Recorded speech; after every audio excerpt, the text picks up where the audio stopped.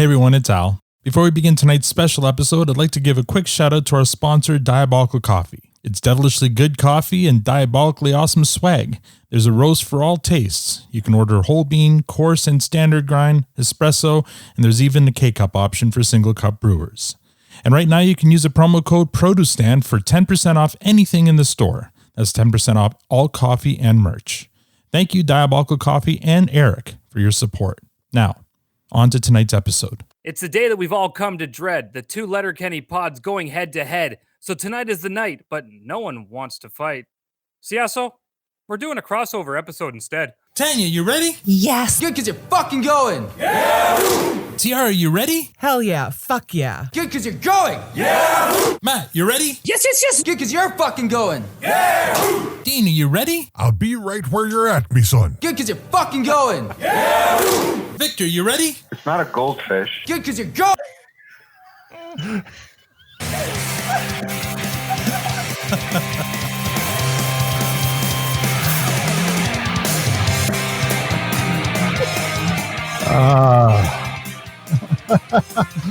Yeah, welcome back. It's Thirsty Thursday. Very special episode.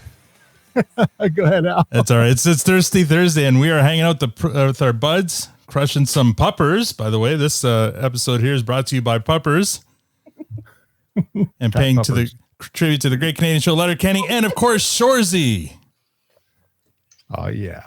Fuck yeah, hell yeah. Fuck yeah. Hell yeah. Hell yeah. Fuck yeah. Now I know what you're thinking. There's many other podcasts about Letterkenny out there, but this one is lousy. Completely lousy with co-hosts. That's right. I'm Al, one of your hosts, and joining me from the Greater Toronto area, as always, is the lovely Tanya in the room here, and online we have Squirrely Matt and the viral Victor. He probably should take something for that. And I'm your other host, and joining me out here on the West Coast in Portland, Oregon, is my wife, Tiara. Oh, hi. Wondrous. Oh, my God. Oh my god. Oh my god. Wait. Oh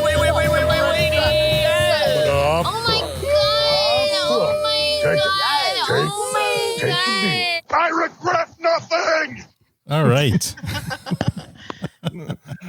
We've already got people in the room. That's right.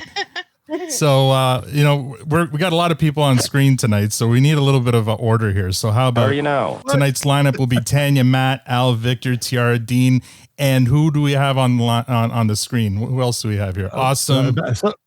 Yep. And we've got Amy, who is one of our guests for this season. Hi, Amy. We're supposed to have somebody else on, Johnny on the Spot, who's a fan of ours, actually showed up this week, donning a TPS hat and a "How are you now?" Yes, right. Saw that. Looked great. kind of like what Matt's doing right now. TPS hat Exactly. and "How are you now?" T-shirt. Doesn't We get all any better than family that. here. Exactly. That's right. Love it. Very good. Well, I mean, we've got so much to get through tonight, so I think we're going to kind of skip some of the usual stuff and just go right into the advertised content tonight. So here we go. Previously on Letterkenny. Last week at the produce stand, we reviewed episode 6 of Shoresy, Don't Poke the Bear, with our guest Michelle. That episode was a unicorn, getting a fresh rating from all of us. And according to our scientific Twitter poll, 97.8% of you agreed that the episode was fresh, and 2.2 gave it a clearance. Thank goodness there were no composts given. What did you guys do over on the West Coast there, Dean? Yeah, well, out here we had our longtime pal and guest here today. Awesome. Handing out squeezers left, right, and center. JJ, of course, we had to drop the mitts on him. So we all felt very strongly about this season, and it was especially the finale, and really left us wanting more. Tiara, would you? Oh, yeah. No, Yeah. I don't need anything. Yeah. So, You're good. Yep. Very cool. And Summed it up nicely. I've got some theories on JJ, but also some other fun theories that I'm sure we're going to get to later on. All right. So here we go. Well, don't bore us. Get to the chorus. This week, we're going to recap and review the entirety of season 1 of Shoresy with our buds from How Are You Now? And so we're going to start off with episode 1 called Never Lose Again. Our guest was Robbie. And who's on How Are You Now for that one? Yeah, We had David Mack, our latest table read writer. Oh yeah, what a great script he wrote too. So much fun. Yeah. God. Yeah, it was a blast. That was a hoot. If you're listening at home and don't know what we're talking about, go check out the YouTube channel for How Are You Now. Absolutely. It was so much fun. Yeah, it was great. If you're having a hard time remembering what that episode was about, we do have a limerick here to play for you. So Shoresy and the Bulldogs are feeling the pain from another loss 20th in the campaign. While Nat thinks of folding, Shoresy's plan is a bold one to make sure the Bulldogs never lose a game. And on that episode there, we have a clip, and we instead of doing the MVP on the Protestant, we handed out game sticks, and this is me handing out my first game stick for that episode. So my game stick for this episode goes to Shoresy because Kiso's flexing muscle. He acting muscle. He hasn't flexed. He's not allowed to flex with Letterkenny. Letterkenny, he's supposed to be stoic. He's supposed to be squinty, and he does it well. I saw his eyes. He does it well. In this one here, I didn't even know he could open his eyes. There you go. Shoresy's showing all sorts of new emotional range, and I'm loving it, and comedic range. Holy, like funny. Like I was saying, I think in the after party last week, it's kind of unfair because this guy, he's a brilliant hockey player. He writes really good scripts. He's a good actor. And he's funny. What the fuck? Like, what can he be bad at something, please? Like, come on. Maybe like, he's a bad singer. Yeah, who knows? Yeah, maybe he's a good drummer too, by the way. Like drums are good. Goddamn Kiso. So it's unfair. Like Kiso, smarten up. Like you got to be bad at something. Anyway, I give it to Shoresy. Yeah, I've talked to Trevor, and I think they've done both karaoke together, so I think he could sing as well. Oh, for fuck's sake! Really? The whole It's unfair. It's unfair. Anyway, I love how thirsty Tanya is in that clip, right? Oh, she gets even thirstier later. Trust me. Thirsty Tanya is thirsty. Dean, what did you guys? You ran some polls for these episodes, right? Well, yeah, I did, and I'll cover all the ones, but I did. So as far as our rating for that, I mean, I would say I don't think there was a miss on any of these. No. So I think for us, we're all fresh, All across the board. Across the board, yeah, you could. Yeah, I mean, there was one. I grumped about stuff, but I didn't ever grump. I think about there was maybe episode. one episode that fell close to clearance, but it was Interesting. Let's see if it aligned where Al and I may have been. Yeah, we'll see. Because in this one here, we all, Tanya, myself, Matt, and our guest Robbie gave it a fresh, and Victor gave it a clearance. So there you go. It wasn't a unicorn. Yeah. So I did a poll, and we had almost 400 people in on all these polls. Nice. It's crazy. It's great. That rated both the episodes and then best clips from each episode. Now, and also I seeded the polls with some of the clips that we had done. Yeah. But I made it so that people could add them if there needed to be. So now this first one that I got, I had the for what as and it took off. Yeah, exactly that one. And it took off right off the bat. Somebody added this one in, and once it went in, it took over and never looked back. You know what's fucked, Cora? The amount of times your mom's faked a jellyfish thing to get me to piss on her. It's the mother of all chirps. I love that. Oh man, that's a great one. Well done. So, yeah. So when we gave out our game sticks for this one here, I gave it to Shoresy. Victor gave it to Sanguinet. Tanya gave it to Nat. Matt gave it to Sanguinet, and our guest Robbie gave it to Shoresy. Yeah, I think our game stick, I mean, for me anyway, would have been Shoresy. I don't know about T. Yeah, Shoresy. Yeah. Because he's definitely the face of that episode. And with all his new characteristics that you've seen now versus Letterkenny, it's hard. But man, Sanger hit the ground running. Oh yeah, he did. We just love this kid. But he grew so much over the season. Yeah, Sanger showed the most growth in my opinion. Like Shoresy showed some, everybody showed some, but Sanguinet went like first episode was very timid and like, okay, are you sure? And by the end, like, oh yeah, confidence of a coach and just like confidence in what he's doing. I love watching that. So like not first episode, but he definitely is up there in the running for a season wide. Yeah. And that was our guest from that episode, Robbie, who wrote in saying that he picked that as his favorite chirp as well. The jellyfish thing. You guys have any other comments about that episode? before we move on to the next Amy, you're awesome. No, it's a great setup, and I love how everything in the cold open clip sets up. You see, it's a roadmap not just for that episode, but for the entire series. Yep. And everything they mention in that episode, you see paid off in that episode. For sure. Yeah. I mean, yeah, that cold open, you're right, set it all up. It was the meatiest, beefiest cold open I think we've had in the universe. Yeah, and we spent time talking about how well they set the series up. You know, didn't waste any time, gave us everything we needed to know about where we're at, set the stage, and then let the story pick up from there. And I thought it was such a brilliant way, especially on a season and a show that only does 6 episodes. Every minute is valuable. So they started this series off so brilliantly. Excellent. All right, we'll move on to episode 2 then, Veteran Presence. And our guest for that one was Eliza.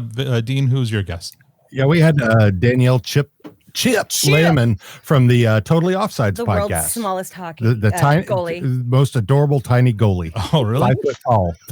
5 foot tall? Yep. Can he even reach the crossbar? That's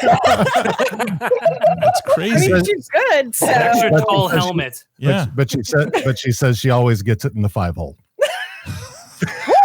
I like her already, Dean. In goalie parlance, that's not a great thing, but I think in life in general, maybe it is. I don't know. Go sports.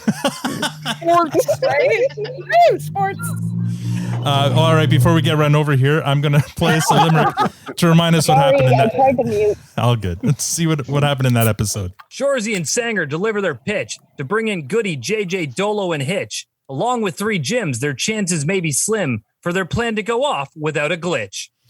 All right, and then this one here on our show, we probably had the biggest argument we've had in a while on our podcast. I love the little touch of all of them eating their drumsticks over bowls. Like that's the only way to do it. No, it isn't. That's how I do it. Is it really? Yeah. I never used a bowl. I've only ever seen. You're an animal. Why? Yeah. Victor, I agree with you full-heartedly. The cone will always fall. And what if you're one of those slow eaters and you don't know how to lick properly? And You're such an amateur if you need a bowl. If you need a bowl. That's not a you problem. That's a you problem. That's your floor's problem. If you're going to eat a stick, I've never dropped a nut. you got to have nuts on the stick. You have a nut holder. Anyway. Phrasing. I'm with Victor. Totally throw a bowl under it, and then you can get the nuts after. The point of the cone if you and know then the like bowl. scoop up. I'm with you, Matt. Anyway. Listen, okay. This is what this is what it comes down to. All right. When you're eating a cone and you're trying and you don't want it to melt faster than you can eat it, then you're kind of rushing. You're getting to the point where you're not enjoying it anymore. You're kind of you're going against. Don't you're trying to make sure you eat it fast enough so it doesn't melt. If you've got a bowl, sit back, relax, and enjoy. Victor, don't you want to argue with the clip now? I do. Orders multiple desserts. Right? I know. There's a way to eat sticks, and a fella ought to know about it. Anyway, we're gonna move on. I just found it cute that they were all eating over bowls. To me, that's something a kid does. I do that. Or you do. I don't do that. I don't need a fucking bowl. I'm eating. And my... that's why our floors are dirty. That's why you're a Neanderthal. No. Anyway. Here's the thing. I think that's actually a piece of characterization for Shoresy. That's his flat. He insists that they all eat over bowls because he is a fussy, house-proud bitch. Sure. Except he lets JJ fuck in his bed. Right. Yeah. It's all about balance. Load code of the road, fellas. And Load code of the road. I don't know how house proud you can be and also be a dipper. I don't know. I feel like that's a disgusting habit. It was the most ludicrous thing I'd ever seen on screen. Look at the rest of his apartment. I get it. Fucking immaculate. I'm just saying it's unrealistic. Who's got a bachelor pad that is that clean if they're not like a little OCD about Our it? buddy Chad says you got hands for a reason. That's right, Chad. That's right. Goddamn right. And let me. Chad eats pie with his hands like an animal. We ran a Twitter poll, and I forget we got like a couple of hundred votes or something stupid like that. And I think overwhelming, like 99% of the votes were what was no it Eric bowl. said? Well, Eric said They're liars. These comments are amazing. Right? That's right. This is literally like comes with every week on the live stream. I highly recommend people watch the video of this podcast tonight, not listen to it because it's going to get fun. There's too many comments to read off. So yeah. The food literally comes with a There's the handle, reason. is what It's Eric because said. he's got all the moms coming in and cleaning up his apartment. I would Good one, actually Jeff. think he keeps least his plates two. clean because of bringing moms home. He would want to impress them. Like, yeah. I'm not that young. Maybe he treats them so good that they want to clean. Oh, well, yeah. That is a king. No. Shoresy is a man who knows what the gentle cycle is for on the washing machine. Oh boy. I believe that, actually. I believe that. Anyway, that episode is our first. I'm going to try to move on here. This episode is our first unicorn of the season, not the last. Spoiler alert. Everyone gave it a fresh. And Twitter gave 95.3% gave it a fresh. 4.7 gave it a clearance. And that was out of 43 votes. So, Dean, how'd you guys do? Yeah, I would say, exactly the same. And then our clip for the episode, which is very poignant about who is going to get my game stick. Hey, you ever been sitting across from someone just trying to have a normal conversation, fighting every urge inside yourself to just scream out, Yeah. Yeah. Yeah. That was the cutest Yeah. moment of the whole show. It really was. He As is someone who just desperately so loves the stupid happy, mitten. not romance. Victor, you're being very quiet. You don't have anything else to say about the sticks? No? Nope. Is Victor even listening to us? Are you listening? There he is. He was on mute. Victor's listening to Neil deGrasse Tyson podcast right now. He's not listening to us. He's got the sign for Al. He does have Al in the background. Oh, look at that. What was that, 26.89 or 982? Hey, and your birthday's on the 13th. Yeah. Should we start calling you aluminium? Aluminium. Okay. Victor, you have nothing to say for yourself right now? No? Just enjoying the show? Yeah. Okay, good. Good answer. All right. This episode's game sticks went to Matt gave it to Shoresy. I gave it to Laura Moore. Victor gave it to Meeg. Tanya gave it to Shoresy, and Eliza gave it, or I guess Eliza gave it to Sanguinette. Tiara, who did you give it to? Oh man, now I can't even remember. I think everybody was just great in that episode. I think that I would give mine to Sanguinette in that one. He's starting to Sanger. he's starting to take it seriously and like not as afraid. So He didn't even have to pull his wiener out. right? Yeah, and mine was Laura Moore, of course. Oh, Yeah. Laura Moore. Yeah, I'm with. I love her, I'm man. right there with you, Al. You can never have too much of Laura Moore. Amy, awesome. Who would you give it to? Amy? Sanguinette for sure. Mhm. You know, me and T kind of agreed a lot when we talked about Sanguinette. I was not expecting that from him at all. He came off so timid, and he just looks like a timid little puppy. You just want to pet his hair, and then he really rose to the occasion. So Right. He it looks was a like surprise, a child. pleasant surprise. He's At a cute patootie. first, but then there was some manly stuff like, oh, hi, Okay, Sanguinette. maybe you're 20. Okay. Welcome. Exactly. Which for me is still the age of my kids, but So you want to pet his hair or give him a squeezer? Pet the hair. That will be coming later. It's Pet Party hair. Island season. Yeah. Somebody else has that covered. Somebody else's woman has that covered. Awesome. What about you? I'm giving it to Laura. She is definitely one of the few characters on this show who gives it to Shoresy as good as she gets. And you know even better. I got something here that I can't really disagree with. We didn't Oh, mention yeah. Big Sexy. true. I mean, Oh yeah. No, we fell down on that one. Jeff, I appreciate you always keeping us honest. Buddy. That's right. Thanks, Jeff. That's for you. So if ever we do When a we show, do the play Big Shoresy Sexy on our table table reads. reads. yeah, Yeah. I think we're all thinking the same thing. Squirrely Matt's Big Sexy. This isn't an audition. No, it's not. All right. I think Big Sexy was my runner-up. Yeah. Very good. All right. On to episode 3. Know Your Role. Our guest for that one was Joey. Dean, yours was? Ours was my cousin-in-law, Chris Churchman, who is also a former hockey player. I think he might still be playing. He plays beer league a lot, and played while he was in the military. He's about to retire from the military. Oh yeah. So I remember listening to that episode with him on. Yeah, he had a lot of good insight for the hockey stuff. Yeah, he talked about the locker room and how all the kind of stuff, and in fact the beer league special that we that we hear about, he does talk about that being used quite a bit. Yeah. I think I mentioned a while ago I once coached a beer league team. That's right, you did. Dean, did I tell you that story? Was it a 6-pack? Is that what it was? You that was the beer league team. It was a 6-pack. So as those that know on my side, I'm all about sports. Go sports. And my friends were all in a beer league team, and I offered to coach, and they accepted. And so every week I showed up wearing a full-on suit, and they would hold my arm as I went across the ice, and I'd carry the water bottles, and then I yelled at the refs the whole game. It was great. I fucking Oh my loved God. it. Yeah, it was awesome. That was literally my found whole your job. calling. You found your calling. There you go. Oh, it was fantastic. I almost got kicked out of one game for over pushing it. I thought I was right on point. So you did this more than one game? I did it for a full season. Holy I was fuck. coach. Oh, Jesus. Yeah, the refs hated me, man. They fucking hated me so much. course And they it just encouraged me to keep coming. Well done. Excellent. Well, for those of you who need a reminder of what that episode was about, here's the limerick. Well, the boys from Timbers be too much. They're tough as hell and full of Dutch. So let's start a 4-game run. It's win all or they're done. So the Bulldogs will have to be clutch. And in this one here, we have Matt and Tanya's reaction to the big Michaels scene. What I think was even better than this scene was Nat's reaction.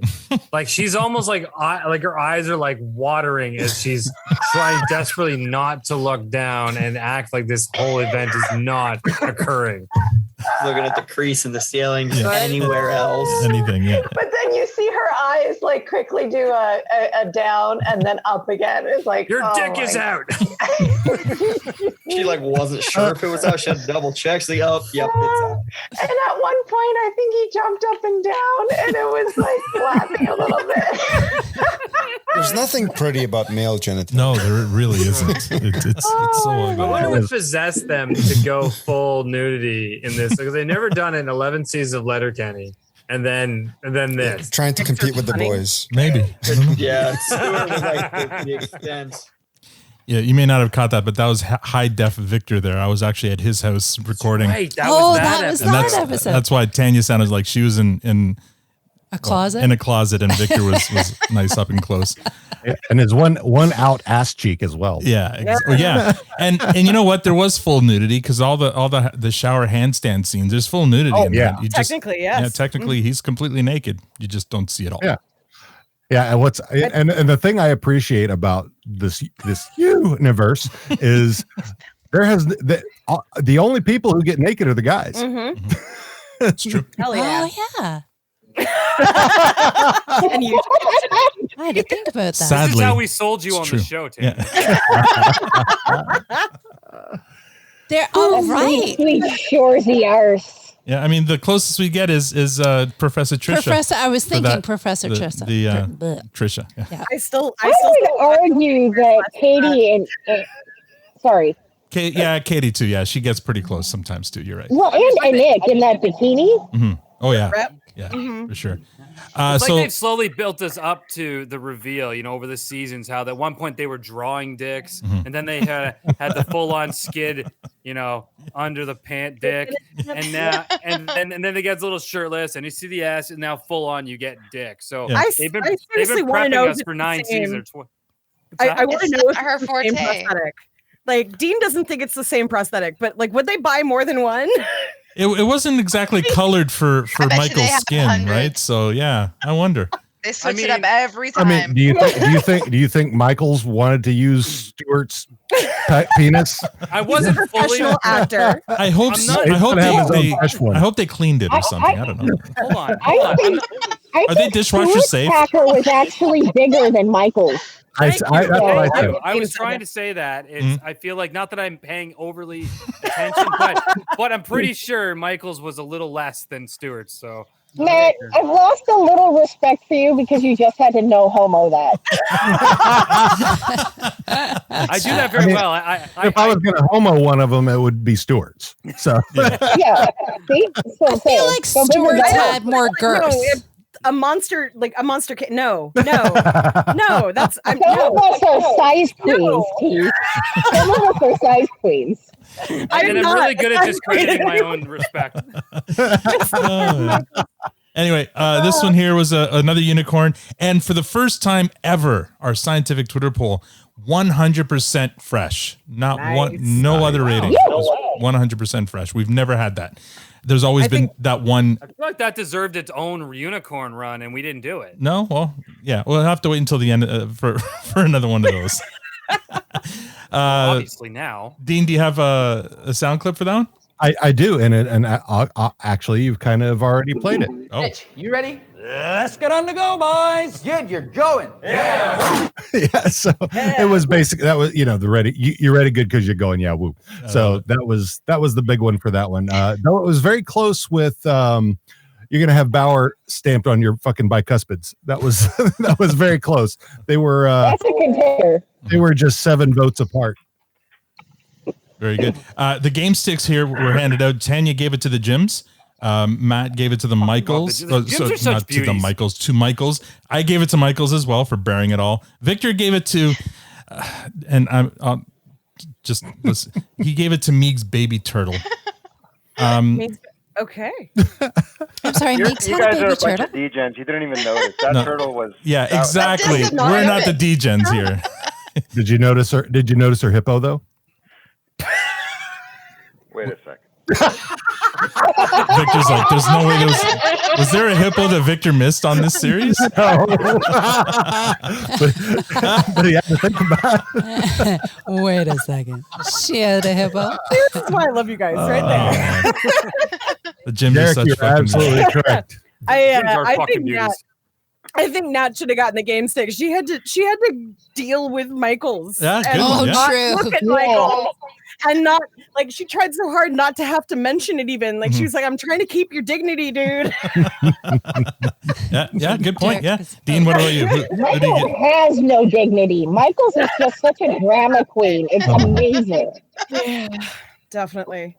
Your game stick, Dean? Mine. Yeah, I think I gotta go with the Gyms. Mm-hmm.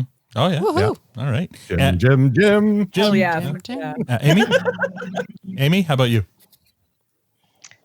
Not sure. Honestly. Way to own it. Michaels didn't impress I'm you? just telling you right now. How about you, Awesome? Are we I'm gonna give it to Sanguinet because Sanguinet. at the end there, when he walked into Nat's office and he owned his shit in front of Fish and Whitey and the other one, what's his fucking nuts? Oh yeah, when I think that was like a big step in his characterization. when the Tendy went to go quit, and yeah.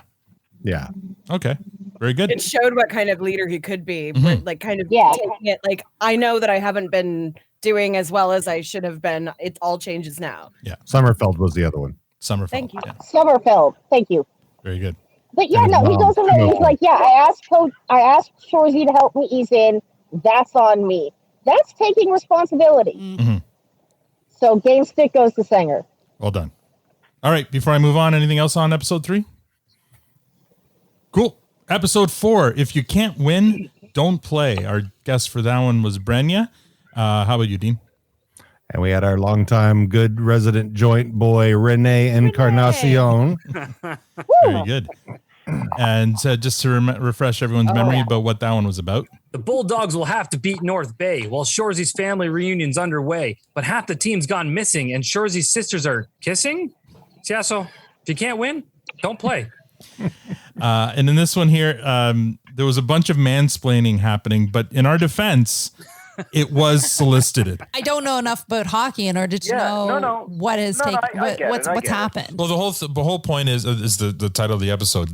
Shoresy knew they couldn't win, so he had to figure out a way to not lose, but also not play. If you can't win, don't play. And the only way you do that is by making sure both teams get. He goaded them, right? He goaded them into an outcome that he influenced the outcome that he desired. Yeah. So that was like kind of a, you know, a little, he can do a little side gig, you know, doing a kind of influential video on how to, Al paused the video to tell me, and he's like, this is where Victor told you that, you know, if the skate goes over the red line, then that. Yeah, no, that's right. And I didn't know those details, right? Yeah. They were very obvious about that again. And it's just interesting that even as Mr. C was skating over towards him, he wasn't skating over the blue line. He was skating on his own side. Yeah, Keller. Yeah. But Shoresy there have that skate over. So yeah, we learned from Victor that one of the things you do to taunt another team is to cross that red line. You don't do that unless you are ready to fight, and that's what Shoresy was doing there. Dean, what's your clip for this one? Well, this one actually was a really good one, and this is another submission that somebody brought in. 284 votes on total on this episode for the clips. Wow. This one alone got 132 votes. Holy. Bitch, you're such a fucking beauty. I sometimes forget what an odd-looking East Coast cunt you are. That's beautiful. Well done. And it's amazing. Oh, I love Hitch so much. Oh man, he's so good. What are you at? You do a pretty good Hitch too. Hey, Perry Ryan, if you're listening, come on our podcast. Oh yeah. He's so authentically Newfie, and I love him. Maybe we'll run into him when we go to Newfoundland in a couple. Yeah, there weeks. you go. We're going to come where he's at, right? Maybe we should get some Newfie clips. Or you'll go while where we're he's out there. to. Or we're going to go to where he's to, yeah. Anyway, that episode there was obviously a unicorn as well. 84.2% gave it a fresh on Twitter, 13.2% a clearance, and there was actually 2.6% that gave it a compost, and they just need to figure it out. That's right. No. I know who the 13% are. Yeah. I know who they are. Oh, who are they? And I will say that because for me this was the one that I said was kind of on the border. Yeah. For me. Oh, okay. Yeah. So same. So the family reunion, like for me, it was that I'm not a fan of that kind of love. I'll just say that. the tough love. Sort of Everybody love. like ranking on each other and gotcha. making them feel bad to build them up. That's not a thing. Yeah. So that was. Sure, but it explains a lot about Shoresy's character. Absolutely. Though, right? Yeah. Oh yeah, but it's still kind of there's some moments I'll say. Yeah, it was a lukewarm fresh for me, but and because that scene went a little long, but any scene though where you can have Scott Thompson in it, I don't know. You kind of timing on that was perfect. Yeah. The top was I mean, both of these are perfect. It was too long, and Scott Thompson. Yeah, and I'm curious about how psyched must have Kiso been when they got Scott Thompson for that. Right? Yeah. So fucking hype. Yeah. So that's why they hype. went so long. Is like I just got to drag this one out. Yeah, for sure. When you get Scott Thompson, you use him as long as he's available, for sure. Very good. Game 6 for this one. Victor gave it to Benny and the Suits, not Benny and the Jets, but Benny and his suits. Shoresy, Tanya gave it to Shoresy. Matt gave it to Billy Buttrey. That was for the fight scene at the end. Just I'm loving what they're doing for the cinematography on this season, especially that final scene where they're just panned out and just held it. Yeah. I was in love with that whole scene. Yeah, and it was a long scene, and he just held it. Yeah, it's a great shot. I love it. Yeah, I love it. I went back and watched it 2 or 3 times just so I could see what the crowd was doing, and it's just fantastic, man. Yeah, I gave it to Shoresy's dad because it's Scott Thompson, and our guest Brenya gave it to Sanguinette. We'll start with Awesome. Who do you give the game stick to in this one? I'm going to give the game stick to Shoresy. Shoresy. Okay. Yeah, he manufactured an outcome that did not hurt his team. That's right. Yeah. So Victor swayed your opinion then, is what you're saying. Actually, that was my opinion before. I need to stop for a second. I jumped ahead an episode on my when I was looking. So that episode 4, right? I clicked the wrong button. Okay. That was for 5. So 4. So spoiler. Let's see. No. I apologize. All good. Let's just rewind and do the last 10 minutes. We're again. good. No, we're good. I'm sorry. My screen was not refreshing properly, and I thought, oh shit, I screwed up. But you didn't. I did not screw up. But it's your job. I'm good. My favorite part did of my job, and then I bitched about it. Well, my favorite part of that fan reunion scene was whenever Scott Thompson would say, "No, wait, we did say that." Like everyone was. No, might have been said. Yeah, I'm pretty sure that it was actually said. Yeah. Oh, now that was definitely said. I love those. Yeah. Amy, do you have a game stick for this episode? Not so much for this one either. No? You know, I don't think that anybody stuck out particularly. So would you say that this is one of your least favorite Everybody. episodes of Shoresy?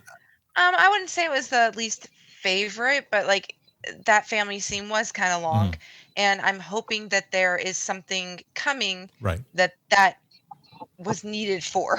Sure. Find a way to justify this. Yeah.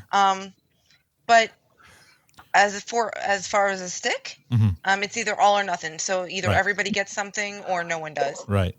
Well, and Love it. the thing that I love about that scene, though, if Shoresy goes on for many seasons, that one scene probably set up a half a dozen potential storylines. If you think about it, right? Like there's so much. Well, the sisters are getting married. So. Yeah, the sisters, his brother. Like there's so many storylines that were set up. If they The younger sister. Yeah, exactly. Tiara. Big Mo. Yeah. What comes after 1,000? 2,000. 2,000. 1,001. He owns a Tim Hortons. You hear him say that. No, I know somebody who owns 4, but yeah, he's also not very bright. But anyway, but he's very He was rich. not as fat as he was dumb.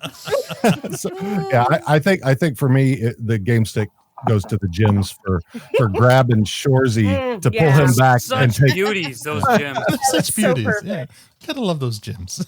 All right, we're moving on to episode 5. Hockey brings people together. Our guests for that one were the cutest couple in the world, Britt and Mo. Dean, what about you? Our guest here, Amy, was our guest on that episode, and we talked about licking chin dimples. You talked about licking chin dimples. Are we saying dimples or nipples? Dimples. Yeah. Oh, no. Dimples. Both. Yes, you heard right. Dimples. It may sound more logical if it was nipples. No. No, it actually. I was worried. It actually sounded more logical to be dimples. I thought it was nipples. That's what it was. Yeah, you know what? I think chin nipples are just pimples, aren't they? Like, or moles. Or moles. Yeah. Yeah.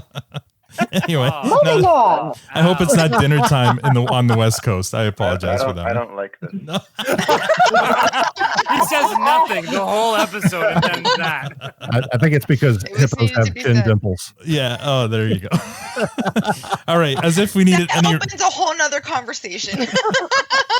As if we need reminding of what this episode was about. The North Bay game turned into a brawl on the ice and then out in the hall. Nat, Zieg, and Meeg have to go to the league, and all the Sioux sent was their call-ups? Wait, the Sioux sent us their call-ups?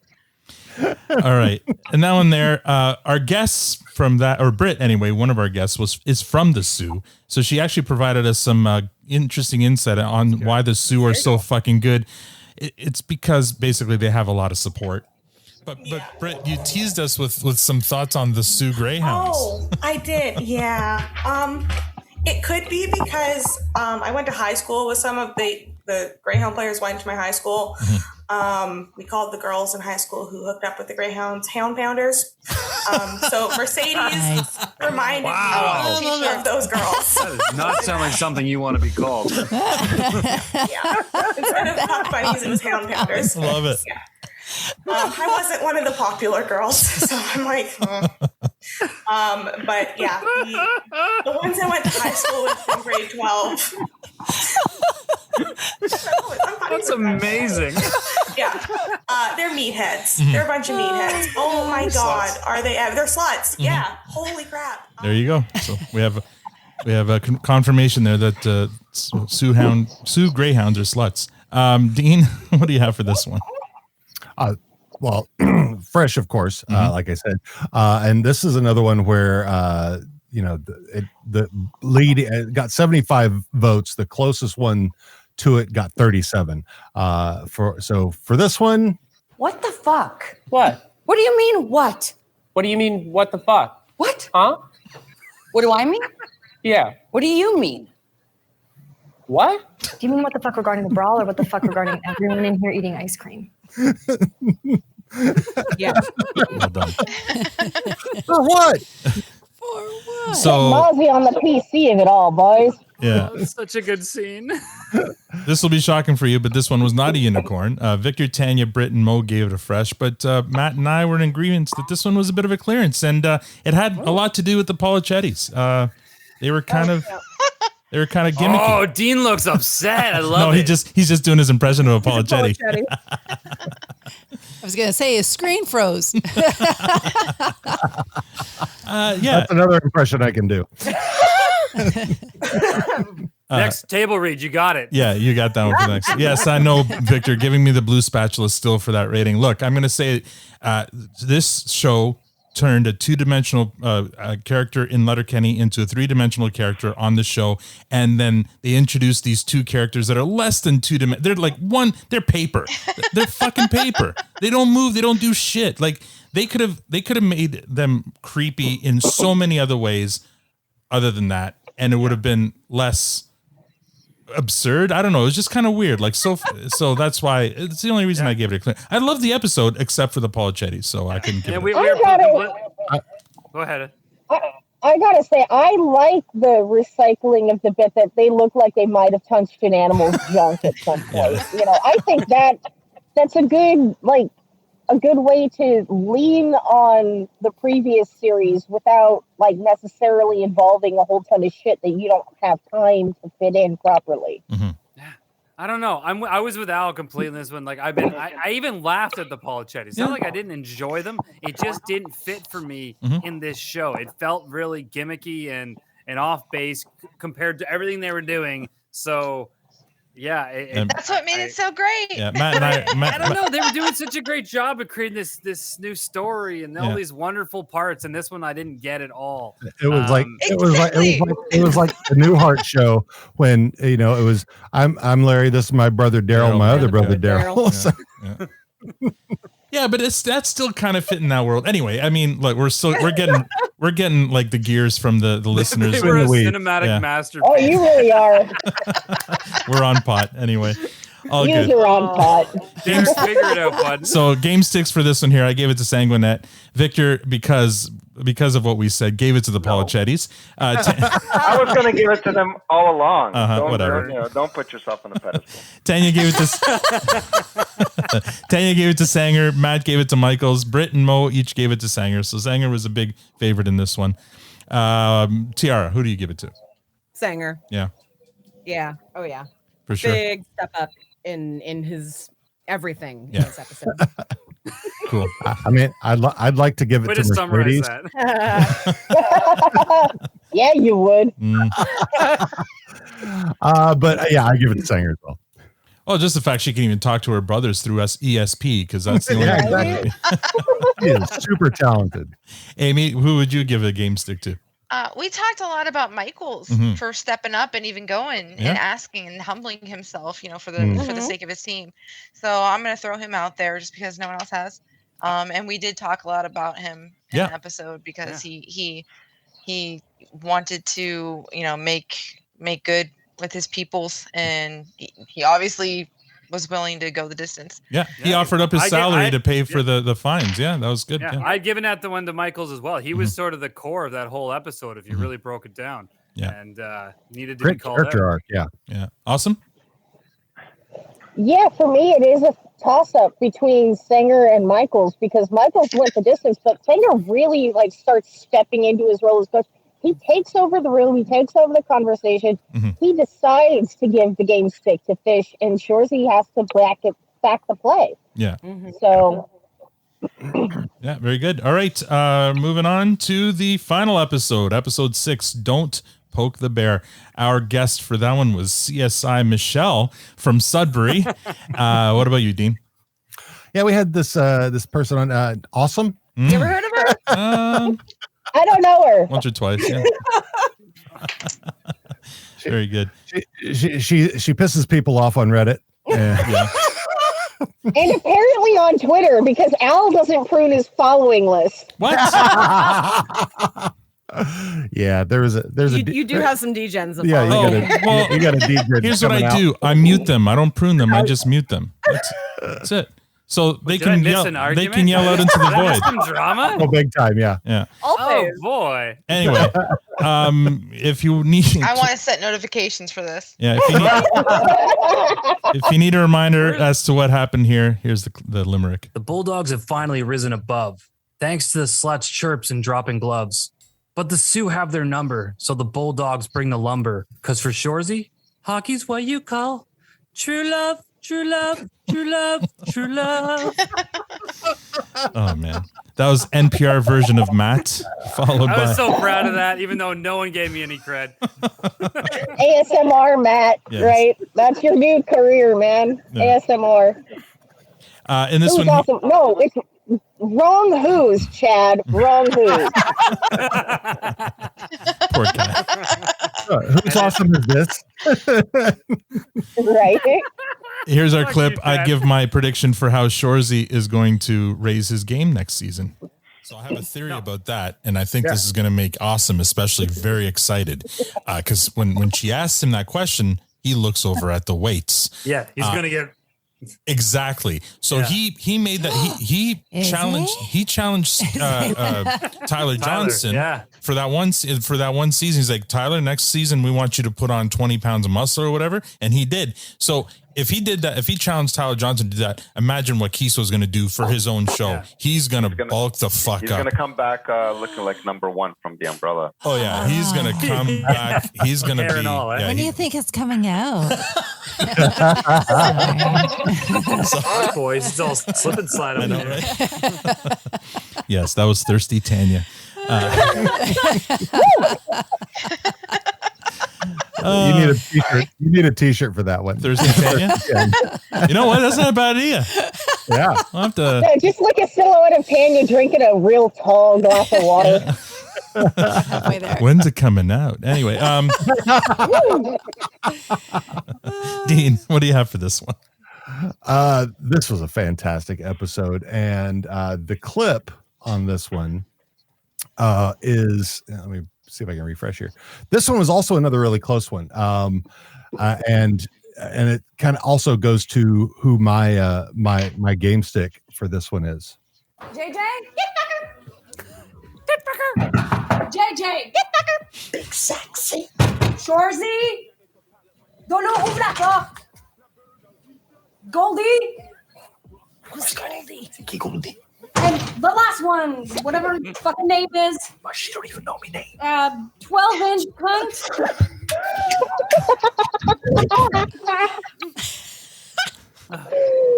Oh, Called worse. called worse. 12-inch cunt. Yeah. I didn't catch all Hitchcock's comments until that replay. Yeah. You don't even know me name. Who's Big Goldie? sexual. Yep. All right. Well, and big sexy with the great timing in this scene, right? Oh my god, seriously. Our games. Is there a slip and slide over there, Tanya? Put a tarp on her chair. All right, this one here. Matt gave game stick to Shoresy. I gave it to Shoresy. Victor gave it to Big Sexy. Yeah. Tanya gave it to Nat, and Michelle gave it to Sanguinette. Dean, who did you give the game stick to? Yeah, Big Sexy for sure. Yeah, I mean, Big Sexual had the best timing of anything in that. yeah. Big Sexual. He's classically trained, I hear. Yes. Big sexual? Amy, who did you give the game stick to in this one? Probably Big Sexy. Just, All right. there you go. Excellent. There you go. Awesome. How about you? Whilst I appreciate Big Sexy's timing, I've got to give it to Shoresy. Oh, all right. Well, This is so dumb. that's It good. was a tough Okay, call. good. Yeah. I mean, the way he just walked in. to figure out who was in the bedroom. It's amazing. He walked in saying, I'm going on a Krispy Kreme run. Something I would have done in my 20s. It's well done, yeah. But also, and his expressions though on his face when he comes back out, he's like, exactly. She's so pretty. He's young though. my favorite is how do when he asks LaBeouf, how do you know it's her? It's because her SUV is outside, and he goes, It's just so dumb. So dumb. Just so dumb. Well, it's like the Dick episode where Riley and Jones leave the truck out They there. just park their Jeep in the laneway. New level of not smart. That's right. All right, so that's it. That's all 6 episodes. So let's move on to the overall season rating here. And now everyone's going to get a chance to speak. We're going to go to our original lineup. And Tanya, I believe you're at the top of this lineup.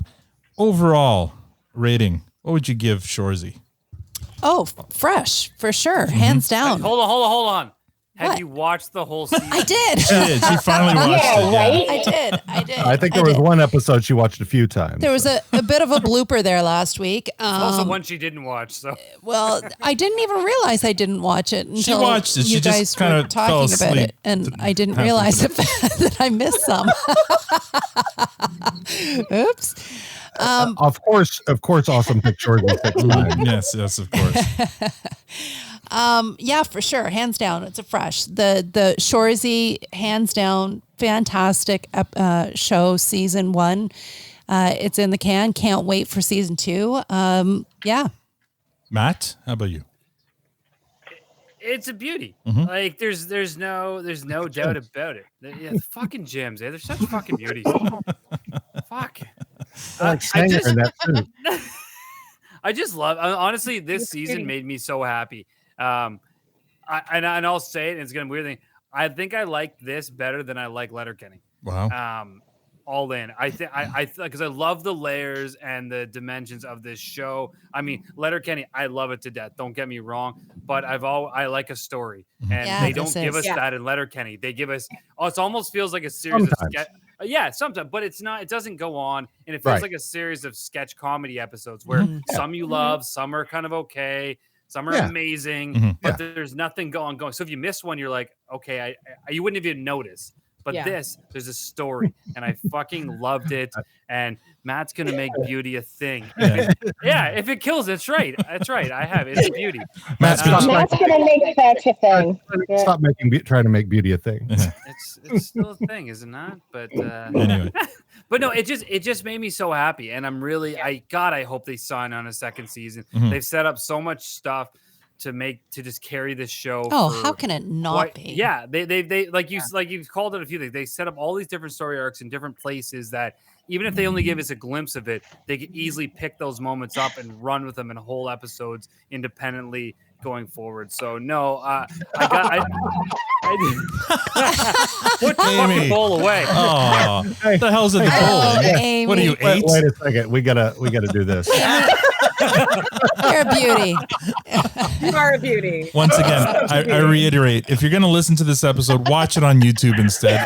It's way more fun. Jesus, man. We just got a large screen of Amy eating a stick over a bowl. I'm giving... you guys very sexually cleaning off her fingers. Yes, very good. Agree. Yes.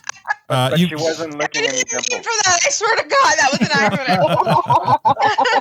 accident. You guys have heard enough from me, so I'm just going to give it my fresh and move on to Victor. Victor, what are you giving this season? Oh yeah, that's like a harvest fresh. Mhm. I mean, I hate to agree with Matt, but for me, this is definitely the best Letterkenny universe. Universe. Would you compare it to maybe the gyms? Might you say they are a beauties? beauty? Could it be said? Could it be said?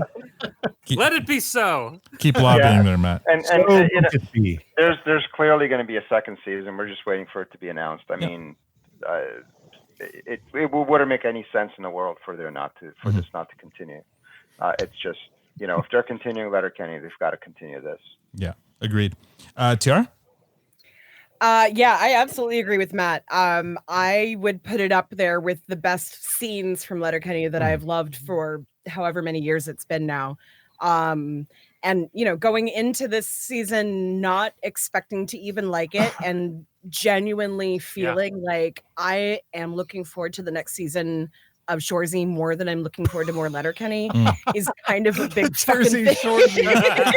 Oh my god! Tobias, you did it again. That's a fucking beauty right there. Jersey Shore. Yeah, so fresh. Excellent. Well done. Tobias strikes again. Dean, how about you? Yeah, it's totally fresh. And same with Matt. I think I love both shows, Letterkenny and Shoresy. Yeah, for different reasons. Sure. And I'm looking forward more to Shoresy just because I want to see where the story goes. Yeah, exactly. So that's really where it is. Like, want to know what happens next. What's coming now? Are we going to see the playoffs? Are we going to see what, because like so often what we see in Letterkenny is they've got the big drama and then we come back and it's already been resolved. Right. So are we going to see the drama play out? So that's kind of what I'm interested to see. But yeah, totally fresh on this season. Awesome. Amy? Okay, so here's the thing. Yes, I too went into Shoresy not thinking I was going to like it because Shoresy, the character in Letterkenny, I didn't see how they could possibly make a whole series on that, have that character be that Shoresy for a whole season, all episode, all season. But I was surprised. Like they made this transition. There's a think about it. There's a big difference between the Shoresy and Letterkenny than the Shoresy in this series. However, you don't question anything. It doesn't occur to you be like, oh no, that's not right. That's not the story. His voice is different. The black wig is gone. He's not half naked all the time. You know what I mean? Like his face, I don't even know what I was expecting, but it wasn't like a dip in his mouth the whole time. Do you know it's the same guy that plays Wayne though? Out of here. No. Just making sure. I don't know. I know. But that's another thing. They don't look alike. They are two distinct characters by the same person. So props to Jared Kiso for that. But I feel that Letterkenny is a more familiar thing to me. Like I could wrap up in how many seasons of Letterkenny as opposed to one of Shoresy. Shoresy, I'm not saying that I dislike it. I do like it very much. I can't say that I like it more than Letterkenny because Letterkenny is my comfort blanket. Yep. It's in the background all the time. Sure. There's more history, and I disagree with the story plot. I'm very invested with the whole Rosie Marie Fred thing. Why did Marie Fred happen? What's going to happen with Rosie? She was already there once. Now she's back. Why didn't it progress the first time? I think that there is a lot of story in Letterkenny. Shoresy revolves a lot around hockey, and I'm not very sports ballish or sports puckish. I feel that this is a whole nother language. I talked about that before too. Like I had to learn Canadianese with Letterkenny and have captions on because I didn't know what the fuck they were saying. Like, what did I just wait? Did I really hear? I had to Google the slang. Had no idea. And now, once I thought I caught a grip on that, now we're into full blown hockey chirping stuff that I don't even know. You know what I mean? I'm from the States. I'm from West fucking Virginia, Ohio. We don't do hockey. You know what I mean? What's hockey? Like, that's kind of like soccer, right? Like, so like I'm learning a whole new language again. So while I'm very happy. I'm looking forward to Shoresy. I'm glad I like it. It's not, I can't say that I'm like, oh my God, it's so much better than Letterkenny. I can't do that. Because Letterkenny it's a completely different thing, but I am very, I'm looking forward to what's going to happen with Shoresy. I can't wait to see what stories come from that. Yes. I can't wait for the crossovers. Let me tell you, I'm looking forward to crossovers. I hope Jonesy and Riley's moms end up in Shoresy. Well, for the first time. I hope that's what they're appearing. I hope the other way around. I hope that Wayne shows up in Shoresy's universe, but we never see Wayne's face. That's what I hope. Also, I hope Riley and Josie's mom are played by Hair and Playfair, and you only see the back of them. Oh yeah, yeah. All of those things. Josie's moms show up. He has to like rebuff them because he loves Laura more, and like he knows that the reason why Laura won't date him is because he's a slut. So then he's like, no. I can't sleep with you. And like We should let discovers that he can somebody say no. awesome. Don't you have an in with Giso? Go ahead. Let him know that we'll come up with this storyline. Let him know what we decided on. So if I were to ask you to give you, He's probably watching right now. So. Amy, if I were to ask you to give a rating of fresh, clearance, or compost for this, so fresh being the highest rating you can give, clearance being in the middle, and compost being you hated it, what would you give it? I'm going to give it a fresh. All I'm going right. to give it the top Excellent. one because I see there's so much potential. Excellent. There's so many storylines. There better be a storyline with the family and his foster parents. There better be more that comes with Right, that. And right. If we had to deal with that very build up. interested. Yeah.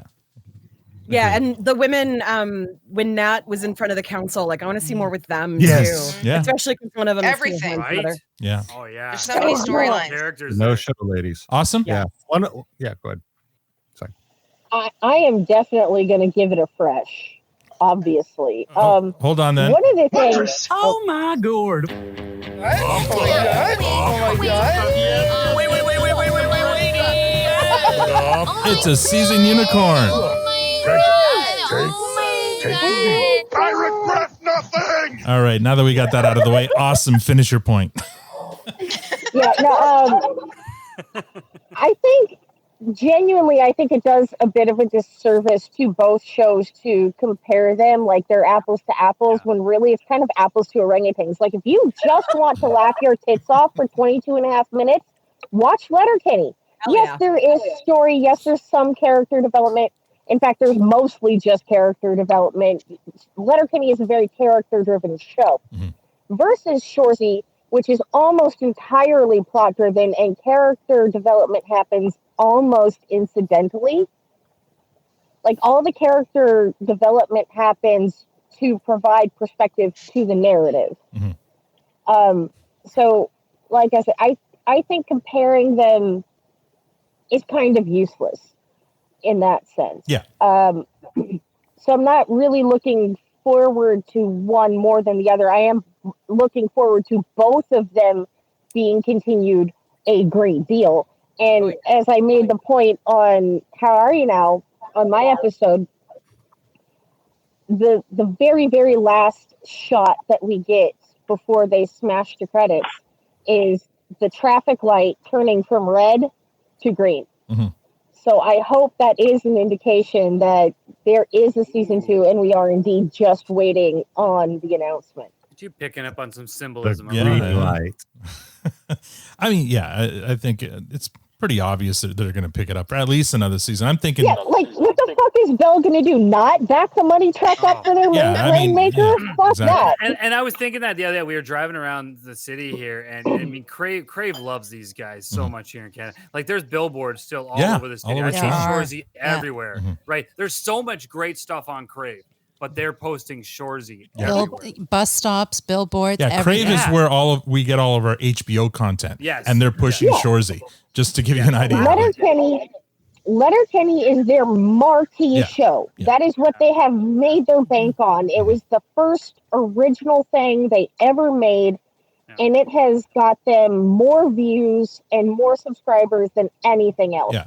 And honestly, the same thing is going to be true for Shoresy. Shoresy is going to become one of their marquee shows. And if you're looking for precedent, we can rewind to early on in Letterkenny when Bell put money into having Letterkenny commercials on the Super Bowl up here, which that's big money. There were Letterkenny Super Bowl commercials up in Canada. And and then that's when I think they got picked up with Hulu. Like that's when they joined with Hulu. So I feel like it's going to happen. It's just it's just weird because they've already announced that they're picking up another season 12 of Letterkenny and all these other shows, but they haven't said anything yet about Shoresy. So that's kind of interesting. And I laugh Go ahead. I was gonna say I laugh every time that like Crave puts these polls out as well. I know it's on Twitter, but about name your favorite duo or your favorite character. And whenever there's a Letterkenny reference, we obviously pick it up and it runs, and that just completely squashes any other thing. I have to believe they're taking that back and joking about these fans just fucking love this shit. They're fucking rabid. Yeah, right, for sure. No one stands a chance when they put anything Letterkenny in their poll against their other shows. Right.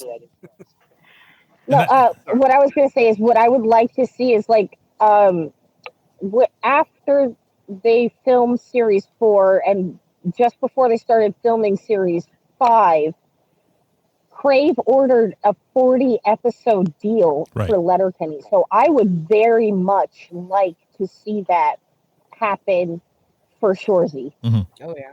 You think that's what's holding it up? Maybe, yeah. Maybe they're just looking for I'm that bigger hoping. deal. Yeah. Money. Yeah. I'm hoping. Yeah. Because if it was just picking up one season at a time, they would have done that by now, I think. So I think they're looking Yeah. at, and I mean, I made this comparison before, and I got the blue spatula many times. But like season 1 of Shoresy is season 1 of Ted Lasso. It's almost the same story. You know, you got a dysfunctional team. Somebody comes in to change the team. The team changes, but at the end of the first season, the team doesn't win. They get relegated. And same thing happened here, right? The team doesn't win on Shoresy. Well, we don't know what happens in the final, in the playoff. Yeah, we got to see what happens in playoffs. I know, but at the end of this season, they're not. It's not a positive result. Right. That's what I'm saying. And No, because they have to fold. Yeah. So this is setting up to be maybe a 3-season arc, just like Ted Lasso. Who knows, right? But anyway, we're going to move on to game sticks here. Tanya, the season-long game stick. Who do you get? I mean, I feel like everyone's going to give it to Shoresy, but let's see. Yeah, I kind of I hit Nat, Shoresy, the gyms, of course, Sanguinet. They were all phenomenal. The characters, like I loved the story. It really dug down into so many of the characters. Like we got so much background for each and every one of them, it feels. You know, Sanguinet, phenomenal. And I don't know. It's going to be a hard one, but I feel like the person that surprised me the most and that made the biggest difference was Shoresy. You know, he brought it every single episode. And it was constantly more development, more character development on him. You know, you were a fan of Nat too in a lot of these episodes. Very much so. I loved her character. I love Shoresy and her together. I love it, again, Shoresy and everyone. He was a person that surprised me. I wasn't looking forward to the show either. Or I was not, I shouldn't say I wasn't looking forward to the show. I was looking forward to the show, but I didn't know what they were going to do with him. This is a guy that just chirps all the time.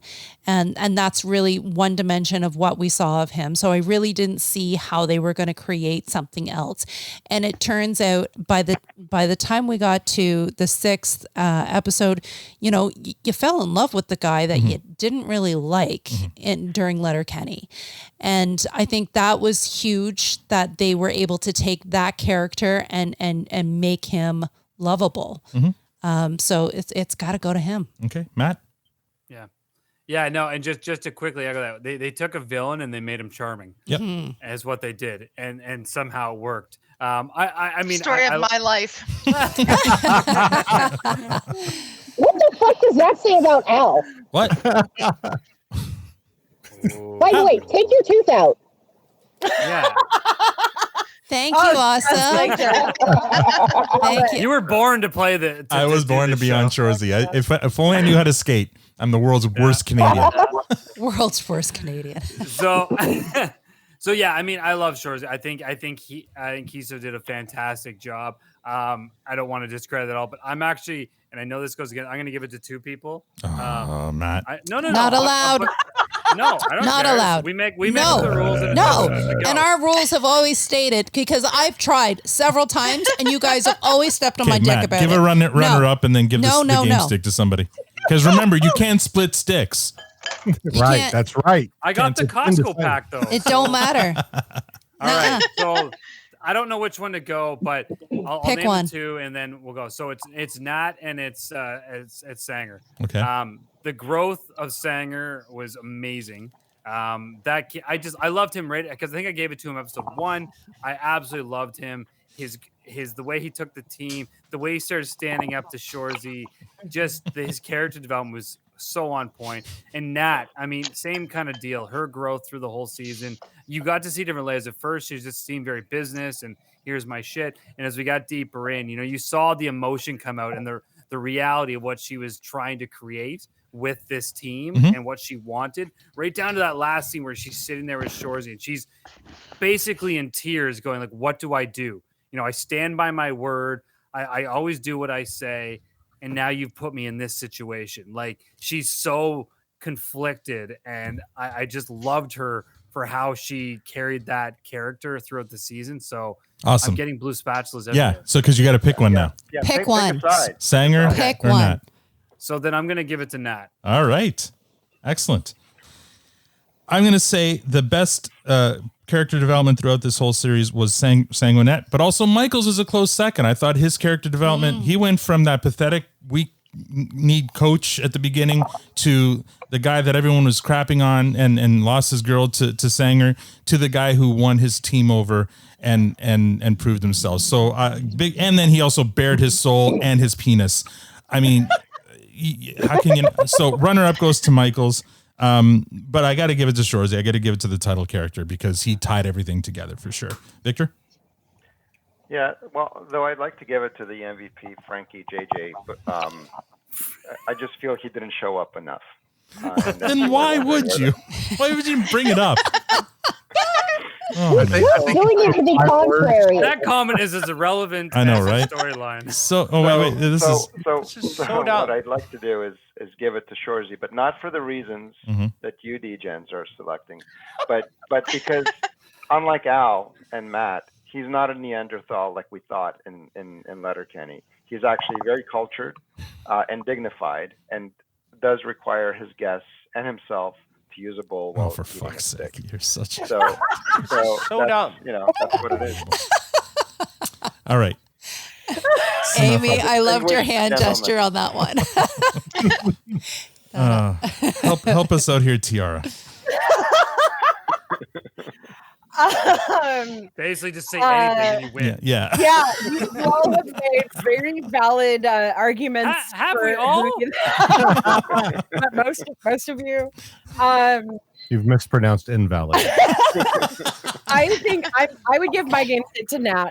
I think that, like, I know that Shoresy is the face and the voice of Shoresy, but I feel like Nat is the heart of it because it's all about the team and the tradition and her mom and the legacy, and just like she loves it so much. She's so afraid of losing it that she's willing to she thinks it's going to close anyway, so she's willing to give it a chance. But like it breaks her heart over and over and over again. And like even that last, I know exactly that feeling in that last episode where she's like, I can't watch the game, and she's sitting in her office, and like I have fucking been there. Yeah, so I think she gets it, especially because I'm really curious to see how she overcomes I stand by my word, how she overcomes that, Right? Yeah. to then hopefully not fold after all. So Yeah. Well, we'll have some theories, I guess, on that later. Dean, how about you? Who? Dean. You did? Oh, You didn't I say a hear- name, Al. I I said didn't hear the Dean. name. I said, oh. Good job. So I think it goes to the tag team of exfoliating and moisturizing. So Jim number 3. Yeah, Team number three. Yeah, I almost want to give it to Fish because he's getting shit on from the very beginning, that he's ugly and that he's worthless, and he gets talked into staying, and they still shit on him, and then he makes his way back. He keeps fighting, though he's getting fucking wailed on all the time. And he comes back and he's fucking awesome. But that being said, I'm actually surprised Victor didn't give it to Fish. He likes giving it to Goldfish. So I'm surprised he didn't. Anyway, finish off. yeah, that's I've seen it. Wow, this is so timely. Really? Do I know our listeners or kinda do I know our creepy. listeners? Yeah, this is crazy. It's So like yeah, they're following along. I know. Crazy. Get out of my head. Way, but then they're saying things before we do. Yeah. It is creepy. Yeah. precog. Yes, that's what it is. So yeah, I honestly I gotta give it to Shoresy. He goes from being initially in our minds a one trick pony, Yeah. to being a fully fleshed out, thoughtful caring person who grows. And I mean, I can't give it to anybody else. Though that there are, everybody else gets a game stick, of course, except for fuck JJ. Fuck JJ. Yes. But we'll get into that later. It just occurred to me the next spinoff off of Shoresy is going to be the Polichetti brothers, because if he are you sure it's not going to be Laverne and Shoresy? They have no lines. They have no, because they took the 2-dimensional character from Letterkenny and spun that off. So these guys are 1-dimensional. They're going to spin that off for sure. Amy, speak. No, exactly. If they don't speak through the whole thing, that's what. If they say anything at all, if they get their own and they say anything at all, I'm tapping out. No doubt. They can't speak forever now. Like, we already have the skids that don't talk, and that every once in a while they say something. But they did like talk. Sega. The main character. Put the main character with no lines. That's what I want. and they have to make a deal where they end up with Big Sexy, and Big Sexy talks for them. Yeah, there you go. There we go. Amy, who do you give the game stick to? So my stick, I'm going to agree with you for the second runner-up. I think Michaels deserves it. And I'm looking at the whole from first episode to last. My stick is going to go to Sanguinette because honestly, in the first couple of episodes, I thought he was going to be this show's Dylan, who I cannot stand. Is that popular consensus? Like, I loathe Dylan. The show's what? Dylan. Okay. From, is that what his name is? Dylan. From Letterkenny. Riley. The first. Riley? No. No, the first what? Shit. What the hell is this dude's name? He's a skid. He's a skid. Oh, Devin. He was there. Devin. Christ. Oh, it's all good. Yeah. Yeah. Drink up. That's okay. It's totally okay to forget Devin. I couldn't stand Devin. And I thought, like, when I first saw Sanguinette, I was like, why the fuck is he here? Like, what is his purpose? He's like this. Is this what it's going to be for the whole goddamn show? Shut the fuck up, Sanguinette. And I repeated that line a lot to my dogs. It was a great line. I would tell my dogs all the time. Yes, Shut the fuck I do up, Sanguinette. I do that in Shadow. I didn't see much character in him. I thought that he was just going to kind of be like a blob character that is just told to shut the fuck up all the time. And I didn't see the purpose in him. And he like it's not just the confidence development, but like the respect that he's gained, like that whole character, that whole thing. I think he deserves it. And Michaels too. Like he was another one. I was like, what is this character going to be? I felt that way with this Michaels. this cannot be the coach. Yeah. And they really switched stuff up with him. And I think that he deserves that honorable mention. Yeah. Well, So my stick goes to Sanguinette. Nice. That was a good point, Mike. I wish we had thought of that before, but I don't want to go back now and get other MVPs. We'll just keep on moving along here. Awesome. Yeah, awesome. Who do you give the stick to? Baby, now it's too late. What? So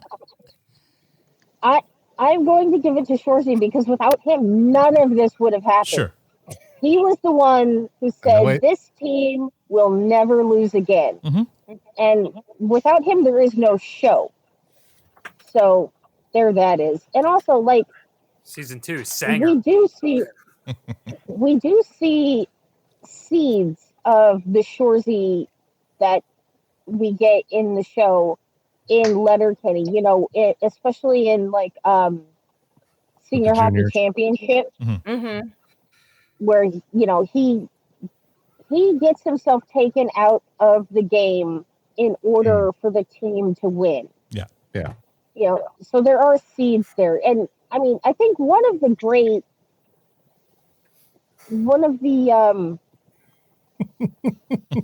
sometimes. How do I put this? Sometimes awesome is correct. Ha ha ha. No, but I think one of the great virtues of choosing a character like Shoresy that you don't get a lot of in Letterkenny to be the main character for the spinoff is that he is a blank slate. So the possibilities are endless. You can build him into anything, and there's nothing to contradict that characterization. Yeah, for sure. That's why I think the Polichettis will be the next spinoff. Yeah. Yeah. So there's like there's limitless potential. Yes. There's limitless potential. For sure. All right, we're going to move on. Dean, you have something for us now? Yeah, well, actually, so along with the polls, I did the polls for a poll for best That's a lot of episode. polls, buddy. Say poll one more time. I'm going to pull my poll out right now. So Don't. It is National Nude Day. Don't. Anyway, Sorry now. So there were 380 votes total for favorite episode. You could only choose once, so that means 380 votes exactly for each one vote per episode. Last place, oddly enough, Never Lose Again with 7% of the vote. Really? That's 25 votes. Second up, Know Your Role with 8%, 30 votes. After that, If You Can't Win, Don't Play with 61 votes. That is 17%. Then you get to Veteran Presence with 19%, 69 votes. Nice. Nice. Then Hockey Brings People Together with 76 votes, ending with episode 6, Don't Poke the Bear, 119 votes. Nice. 32%. Yeah. No surprise Blew there. everything else out of the fucking water. Yeah. Yeah. As it should. Was Yeah, the last, I mean- was the last voted episode the first episode? Or Yeah, least voted? yeah, the lowest. Yeah. Was, yeah. So, Okay, Never Lose Again. that's the one I gave the clearance. Yes, we know, And- Victor. and You You're were right. historically incorrect. Yeah. Anyway, and you know what? Like the reality is the premise for the show is a little bit, eyebrow raising, right? Because Slapshot. Have you seen that movie? yes. First of all, it's terrible. Second of all, Shoresy did it better. Oh my goodness. Fighting words. Well, blue spatula. Tiara's getting the blue I would spatula. stand on that hill And and did- die there. What's going to happen? Is Reg Dunlop going to come back to life? What he did, Benny in the suit. But you know what?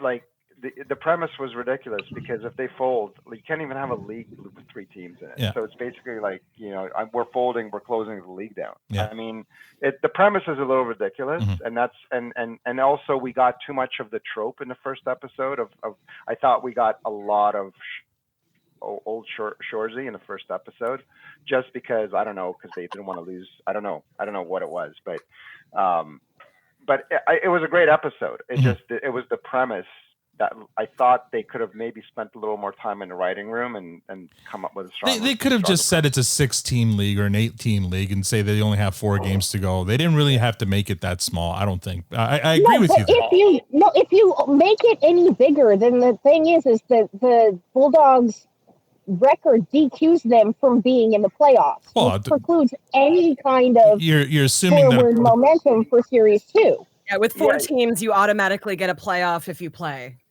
Yeah. Roller derby was like that a lot. Yeah, and then that's the other thing. It's like a bunch of ribbons for showing up kind of thing. Yeah. So I don't know. on the slap shot comparison, do the gyms equal the Hanson brothers? Is that Yeah. And so and I think the thing that's the hockey part of Slapshot is not terrible. No, it's like someone got told that we got to get women to come out with their guys. Hockey, right? Everything that wasn't hockey was terrible. So this was written by sports George R. guys, Martin's right? dad read And it so or something. Like the- it was really bad. Like no.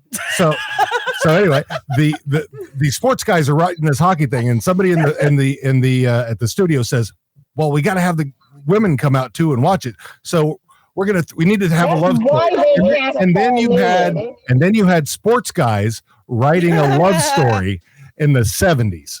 So you get the wife who's tired of being completely neglected and like treated like shit by your husband who's like sleeping around, gets a makeover, and suddenly everything's fine in their marriage. It's great.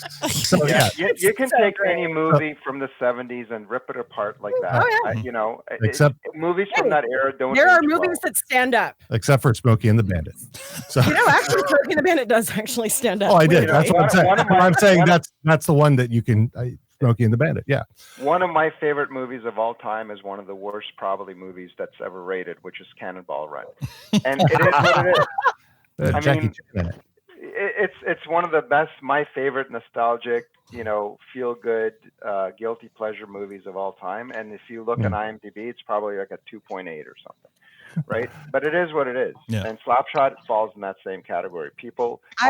Hockey fans love that. I like terrible movies. You don't understand. I literally on purpose choose to watch B movies, C movies, D movies, and Slapshot was terrible. I have watched thousands of really, really bad movies, and the hockey was fine, but nothing else was good about it. But we digress. Let's get into our game that we do over on How Are You Now for Shoresy, which is like the Fuck Fight FERDA. However, it's not what you would give somebody or what you would do to somebody. This is what you feel they deserve. Do they deserve an underwater squeezer? Do they deserve to have the mitts dropped? Or do you think they're a healthy scratch? So we're going to do that with each of the characters for the season. Not all of them, because there's some that just don't matter, in my opinion. But we want to get wait. Important to clarify. Does the squeezer come with a turd next to it? well, that would be that if they deserve an aqua dump, then that would be that's a whole other thing. So we're going to start off with Shoresy. We're going to start off with Shoresy. Let's see. Let's start with Matt. I'll just start with Matt on the bottom. We'll work our way up. So Matt, what do you, Shoresy, squeezer? Does he deserve to have the mitts dropped, or is he a healthy scratch? Oh, he's a squeezer for sure. Yeah, he deserves it every day of the week. Twice on Sundays. Twice on Saturdays. On a Sudbury Saturday squeezer. Sundays are picking stones. So do you and your family? Do you and your family? I know Awesome's answer for this already. Would you like to explain how much he deserves a squeezer? Well, first of all, he's a fucking rocket. Look at him. Secondly, again, without him, none of this would have happened. If he had not stood up in that office and said, without Tanis, right? Because Tanis sent him up there to her cousin. Well, Tanis automatically gets a squeezer and whatever the fuck else she wants. I did not think that was a question in this game. But seriously, without him, none of this would have happened. If he had not got himself together and said, this team will never lose again, and put himself out, put his own neck out and promised that he would follow through on it, we would not have a show. So there you go. All right. Tiara. Squeezer for the Shoresy. Victor. Yes, I agree that Matt should give him a squeezer. That's all it is. He deserves a squeezer. I'm not saying you have to give him one. I'm just saying he deserves one. That's it. Yes, and Victor is saying that Matt is going to get. He deserves one from Matt. Matt, yes. I volunteer as tribute. I mean, you have his. All right, Amy. Oh, he gets a squeezer for sure. How could he not? Yeah, exactly. Right? Al. Sure. I mean, I would the kind of player he is, I would normally say drop the mitts, because he's basically Brad Marchand from Boston. I hate those kinds of players. They're dirty players that don't back up their actions. But in this case, everything else he does around the game for the team, fine. He can have a squeezer. Yeah. I would be gentle. Yeah, Austin would want to make it last. So. All right. Sorry about that. All right. So he gets a. You're saying he deserves a squeezer then? All right. Yeah, under protest, I'll let him have a squeezer. Okay. Tanya, thirsty Tanya. Oh, hands down, which would then be a blowy. Yeah, it would be a blowy then. A blowy for Shoresy, sure. She's making her own. Nice. She's on Portuguese in the room. Yeah. And no PJs. Yeah. Yeah. All right. So let's move on to Sanger. Matt. Oh, he's a squeezer for sure. Yeah. This is the easiest game in the world right now. Am I winning? You are. Am I winning? I know a lot of these are going to be this way. So awesome. Yeah, no, Sanger definitely deserves a squeezer, and not just from Mercedes. No, for me. From Oh, me. man. Please. I love Meeg so much. Oh my god, I ship that so hard. Just love Yeah, that's the her. thing that I'm worried about. Give it like FedEx. Is him and Meeg, and then Mercedes. Is there going to be some kind of weird? Are they going to? I hope they don't do No, it. they're not Don't Please don't do it. Love Don't triangle. fucking triangle. No. Like Three-way gives you leeway. non-monogamy is a thing. Yeah, there you go. There you go. I'm all for that. Yeah. So, all right, T. Sanger gets a squeezer. All Hell right, yeah. all right, Victor. Well, Matt's got two hands, so yeah. Is one taller than the other, or Victor, what is your preoccupation with Matt's sex life? Like, come clean. He wants to help. he wants to watch? He wants to help. Victor the voyeur. Amy. Of course, Singer gets a squeezer. Yeah. Al. Gets all the squeezers. Yeah, of course he gets a squeezer. I mean, he's already Right. getting them. He's just going to keep And on hair getting them. pets. Yeah. Sure. Al. Tanya. I think I complete the circle on that one. So, All right. It's a Complete the circle jerk. Is more like it. jerk for Sanguit. See, here we go. Hang on. Somebody put a tarp on Matt's chair. That would be the only thing on the chair. Oh. I love how Matt has to like look down to check. Victor, does he get a squeezer as a healthy scratch or a mitt drop? Victor gets the mix. He gets the aqua dump. There it is. That should have been the third There it option. is. Moving on. Nat. Matt. Matt. Oh, you said. What's the equivalent to squeezer? Because I'm still on Finger the bang. squeezer train. Finger bang. Finger bang. All right. I mean, Well then, you get a little squeezer. A little squeezer. a little, Let's call it a little- squeezer. a little double click. Let's go. Double click. I like double click. Double clicking. I like double click. That's a squirter. Ryan, I told you that in confidence. Finger ball. Oh, Play. I like that so much. Circle chirp. Yeah, finger blast if I was like 18 still, but like now I'm like, Okay. nah.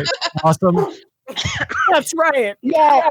No, Nat gets whatever the fuck she wants. I would suck her clit for 2 hours. I don't care. There you go. Yeah. T. Yeah. All right. Victor. Yes, circle blast or whatever the hell. Circle blast. Oh, that's combining like 5 things. Victor, you have had sex before, right? You nailed that, bud. He's got a kid, so he had to have had it at least once. Twice. Jerk Twice. off. He's got two Like kids. a bag of sand. Amy. Yeah, she gets a squeezer or whatever equivalent that amounts to. Yeah, for sure. Al. I'm gonna double click for sure. Like, Okay, yeah, we'll do that. like I'm playing Minesweep. Just keep going. Yes. And that's actually a very apt thing too. Yeah. You touch the wrong spot and everything's wrong. But if you touch the right one, everything. Anyway, what? Yep. I think we're going to Thirsty Tanya. Oh, she's thirsty, not me. Oh. Oh, yeah, baby. Oh. A little Shocking. Enough said? How about the Yes. Damn. And the showstopper. The showstopper. And the showstopper. All right. So, moving on. Hands off. That's my wife. Meeg. Matt, Meeg. Oh God, this is Easiest triple game. click. Like what? Where do we keep going with this? What's the step up from that guy? I love her. Right? She's adorable. So cute. Would you be so good to her? I would be so I'd just be waking in the morning, being good to her. Like it's Right there, being good to be you. right there. It's actually unsettling. Why? Awesome. I would put a ring on me. I'm not gonna lie. I would put a ring on her and then knock her up. Wow. I'll watch that one. That escalated quickly. I'll get pay-per-view for that. T. Yeah. Yeah. Okay. Yeah. Victor. Yeah, we would gently remove that turtle ring off first. The turtle ring. Gently remove the turtle ring. No lies. Meeg might be going on my list. You know, I the laminated laminated list, really? The laminated list. I love That's high her praise. so much, and I would be so good to her. I just love her. Yeah. Amy. I'm gonna give her a squeezer just because I think she deserves more than just a good scratch. Yeah. Okay. She gets a squeezer. Let's go all the way. All right. Let's go all the way. Let's go all the way. Al.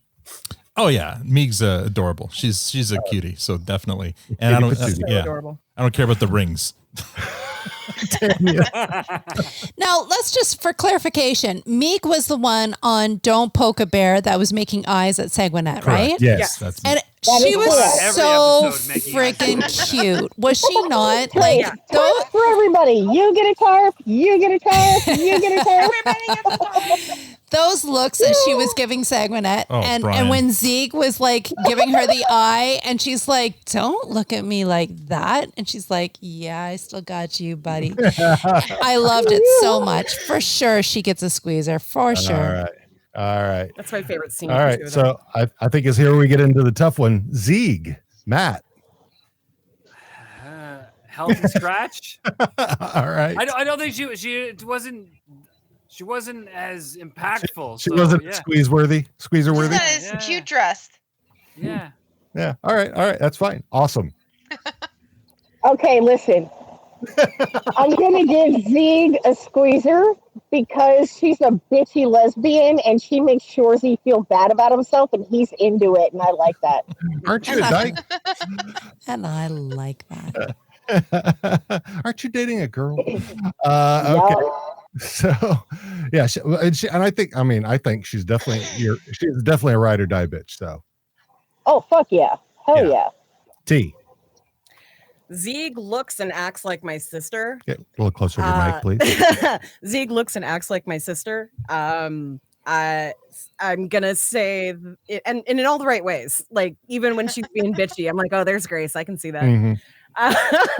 So like I don't have anything against her. It feels weird to say to give her a squeezer because like now you just lined it up to be with your sister. Yeah, say sister one more time. It might be one of those things if you say it more, you know. Tiara, you made it weird. Of course Get a room, sister wife. Of course I did. Of course I did. Call your sister one more time. All right. So yeah, what do you say? she deserves this. She deserves this. I See, think I'm so. saying you don't have to give her She one. was torn down yeah. by the ladies, and she didn't look terrible. She was dressed all in black, which is like what I would wear. So, yeah, for sure. Victor. Yeah, I was going to tell her to ride the bench because she's so bitchy all the time, but maybe she needs a squeezer. So okay, good logic there. Good logic. Yep. Amy. I'm just gonna give her a good scratch. Oh, good scratch. That's what I'm gonna say. Yeah, a good healthy scratch. I'm really not even sure why she doesn't deserve a squeezer, but for some reason in my heart, she only deserves a healthy scratch. Search history for the past 6 months. Meeg OnlyFans. One more time. If you're gonna listen to this, I have yet to find it. If you're gonna listen to this episode, watch it on YouTube. Okay, no, but Kehlani Rose does have an Instagram feed, and that shit is. It is. That's dangerous. Tight. Check out her Instagram. Is it, Dean? Her Instagram is tight. I don't know. Amy immediately pulls it up, and she's like, "Oh, okay." All right, Al. Yeah, I mean Zieg, she's fine. She was unfairly treated by most of them, but she's also, a harsh person and likes to chirp at people and stuff. So I'm not gonna drop the mitts with her. She can do what she wants, but no squeezer here. Healthy scratch. Tanya. Oh, I like how she stood up to Shoresy and she was just like chirping back at him, and she stood her own even when she was at the front of the league. She held her own. I love that. So for sure, she gets a squeezer from me. Okay. All right. You're just handing out squeezers. I am. Because everybody in this fucking show is like so fucking sexy. True. Mm-hmm. All right. Let's see how we They go say on this look one. of age. Oh God. Now we're getting into the sluts. JJ, Matt. Oh, drop the mitts. Fucking sure. JJ, Like, that's Frankie, a JJ. no-brainer there. Yeah. Awesome. Mitts. Like, rip to Frankie, but I simply would not cheat on Laurence LeBeouf. I'm built different. Oh, redhead. Fuck On yeah. the slightest Especially if you've second. seen her in 19.2. There's the gender. If you've seen Laurence in 19.2, you would not cheat on her. Yeah, but There you she's go. pretty bitchy in that Being Erica show. So I don't care. I love a mean lesbian. Be mean to me. All right. T, where are you with JJ? JJ, drop the fucking mitts, man. Like I was so like I saw that coming from so far away and was literally like, this is your storyline, isn't it? You're really gonna fuck up this way, aren't you? Like as soon as they introduced Laurence as what seemed to be a girlfriend, Laurence LeBeouf. He came to Sudbury for the ladies, so drop the mitts. All right. Don't do that. You got a girlfriend unless you have an arrangement with them. Victor. yeah, not because of that. Definitely dropped the mitts just because he let his team down. Like the guy, Andy has a Siamese cat. Which is cultural appropriation. Amy. I'm definitely going to drop the mitts. Okay. But I want to change my answer for Zeke. Okay. Now that I found her Instagram, because Zeke's Instagram. You wasn't looking. I'm changing mine. Like she gets every squeezer, and I like don't even All like the I fear the squeezers. Give her vagina. all the So squeezers. I fear the vagina. Don't yeah, fear I'm like the not into that. I vagina. mean, mine's cool, but like I don't know about anybody else's. And I don't want to know about Don't hers fear either. the But snapper. god damn. Oh shit. Don't fear the snapper. Oh, Amy, you're fun. You're fun. That's where I'm at. All right. JJ obviously dropped the mitts, but I'll talk about my theory right now. JJ, this is all set up. The French are all in it on it. LeBeouf, the other woman he slept with, and JJ. It's all a setup. They did this to pay Shoresy back for what he did to JJ and Letterkenny. And You're it's so and, full of shit. Your eyes are brown. all right. But Awesome. that doesn't do anything to Shoresy. That doesn't punish him in any way. Of course it does. It punishes his team. He could never lose again, and it punishes his team. So we like JJ throughout this whole series shows no sign of life or intelligence. It's not him. It's Because LeBeouf. he's concussed. Okay, awesome. Adults are speaking now. Wow!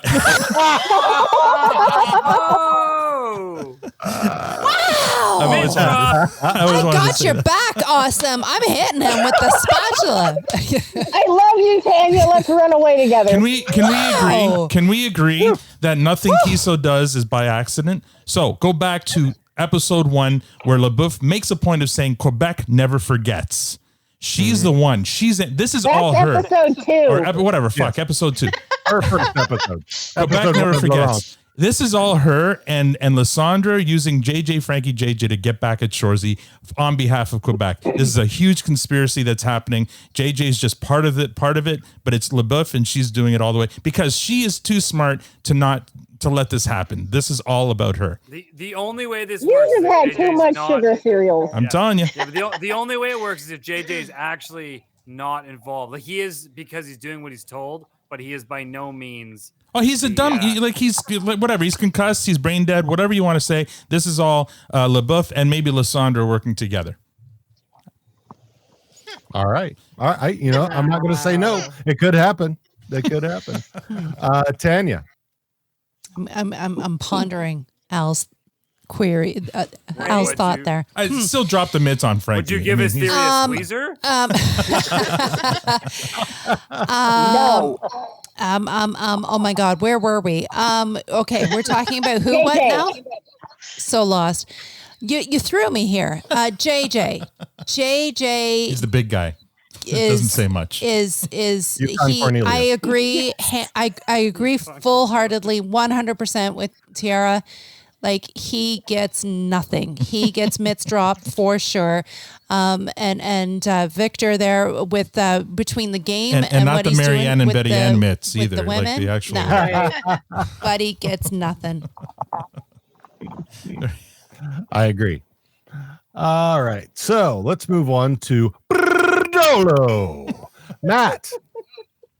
Ooh, Dolo. You see the rope on the guy? He's got a rope on him. All right.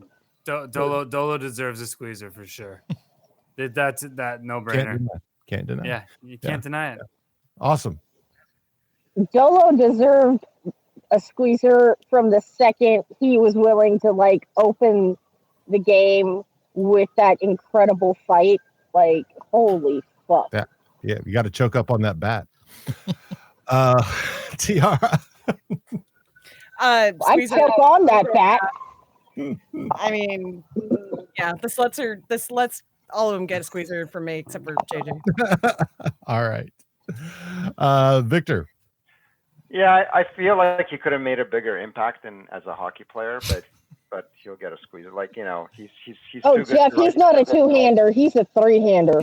He's too good to ride the bench. You have to bring some friends. So it's both of Matt's hands and one of Victor's hands. Yeah, I don't know. I would say maybe tickle his balls, but I guess if that's not an option, give him a squeeze. Oh man, I am so sampling that clip right there. Wait, what? Victor's saying tickle his balls. I'm using that clip. Somewhere, some way. It's gonna haunt him. It's gonna teabagging. It's not a safe place, Victor. All right. It's not safe space. It's not safe. All right. Amy, how many hands for you? I think I'm in agreement that he deserves more than a good scratch. So we'll go with squeezer or like tank tickle or whatever. Tank tickle. All right, Al. Yeah, just to keep things moving here, Dolo, of course, he gets 2, 3, 4 hands, whatever, whatever gets the job done. Maybe that fourth hole. Yeah, he gets the 5 hole God for damn sure. it, Dean. Tanya. I'm guessing he's more than 5.15 inches. So yeah, Meters. He's meters. he'd still get a squeezer. That would be the boys. The Russian love hammer. Boris, the Soviet love hammer. With Dolo, right. you know what they say. More hands make less work. There you go. All right, we're now to moving on to my buddy Goody, Matt. I mean, it's the same deal here. It's a squeezer all around for the sluts. Mm-hmm. Yeah, except for JJ, of course. Yep. Awesome. I love Goody so much. Goody gets a squeezer. All right, T. Squeeze. Victor. Oh, he's such a positive guy. You got to give him a squeeze. Right? He thinks everything's unbelievable, unreal. Amy. There's no reason not to give him a squeeze. You got chicken tenders? As long as you got chicken tender, too. You can give him whatever he wants. Al. I don't get what women see in him, but okay. I guess because I went to high school with guys who looked and acted like him, and I don't get it. But so you know what? He's a healthy scratch for me. Oh my, Tanya. Jealous. Now, which one? Just so I'm clear, remembering which slut is what. Sticks are unreal. Sticks are unreal. Everything's unreal. Yeah. Everything was unreal. Yeah, Very quiet, probably high the entire time. Right. Everything Super autistic. Have you ever tried? What are some of the things he's? So- you ever tried? He wasn't the newfie. No. Which one's the He was the newfie? one that would constantly Hitch. mention food. Oh, 10-inch cock. Yes. Right. Settle All right. down. Settle. Or 12-inch cunts, whatever. Yeah. I just wanted to make sure where the cock was. Okay, so yeah. Healthy scratch. I'm gonna put him down. Yeah, everything was unbelievable, but You guys deserve each other. All right, now we move on to 10-inch cock or 12-inch cunt. Matt, Yeah, I mean, as long as he comes where you're at, then all 10 can go inches to where get a he's- squeezer. He's gonna come all over you. Is where he's gonna come. He's gonna come where you're at. So you don't have to go where he's to. I think he was my favorite of the sluts. Yeah, he was. He represented that role so well, and everything he said made me laugh. So no, 100%. I like this one. Awesome would squeeze Hitch till he passed out. Okay, listen. Orgasms are unbelievable. I would definitely beat the leather with Hitch. Okay, he does something very Aaron to me, like that Aaron Gansey and leather coat and flat cap combo is fucking deadly. Hitch absolutely deserves a squeezer, if for nothing else than the little pep talk he gave Shoresy in the stall in Game 6. Yeah, that was good. It was good. We all bees you out there. All right, Victor. Oh yeah, that's an easy squeeze. Easy squeeze. Easy squeeze. Amy. Yep, he gets a squeeze, of course. All right. Al. Squeezes all around. Oh yeah. All right. Squeeze for sure. Bye. And Tanya. I'm feeling like there's more than just a squeeze going on with him, though. Like, if there's 10 inches, like, you got to get some boobs in there or like 2 hands or something. Like, there's a squeeze, but there's like he's definitely got to be a tit little fucker. bit. Yeah, there's a tit fucker. All right. Now we move on to Michael's. Matt. I mean, Michaels has already got his dick out. Matt, half the It's right job is there. done there It's for right you. there. His dick be out, Matt. His dick be Conflicted out. on this one. Fuck, man. I don't want to do it, but I do. It's out already. It's out. He's got beers and stuff. He has his door just open. Yeah, I was going to say the door was already open. Door's open. So, all right. You don't even need to open the door. And he was so good to his team. You know, he was there in the morning. He's right there being good to him. Just being good to them. Every day. You know, if it was Michael's episode 1 or 2, it would have been a drop glove, but it's a squeezer by the end. All right. Awesome. Awesome. Until he actually gets over Mercedes, it's a healthy scratch. All right. Hey, I think he was. I mean, I think she was yours all along. And the very last love scene. that Very last scene. All right. T. So in series 2, I'll give him a squeezer. Yeah. Okay. Healthy scratch. Healthy scratch I think he for- came a long way, but he was still annoying. Not as enough fuck for a to me. squeezer. Nah. Victor.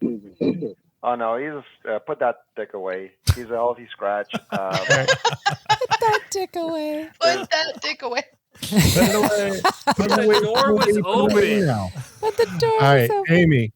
He gets a squeezer. He came he may not be where he needs to be, but he's going where he needs to go. He's going where he's to.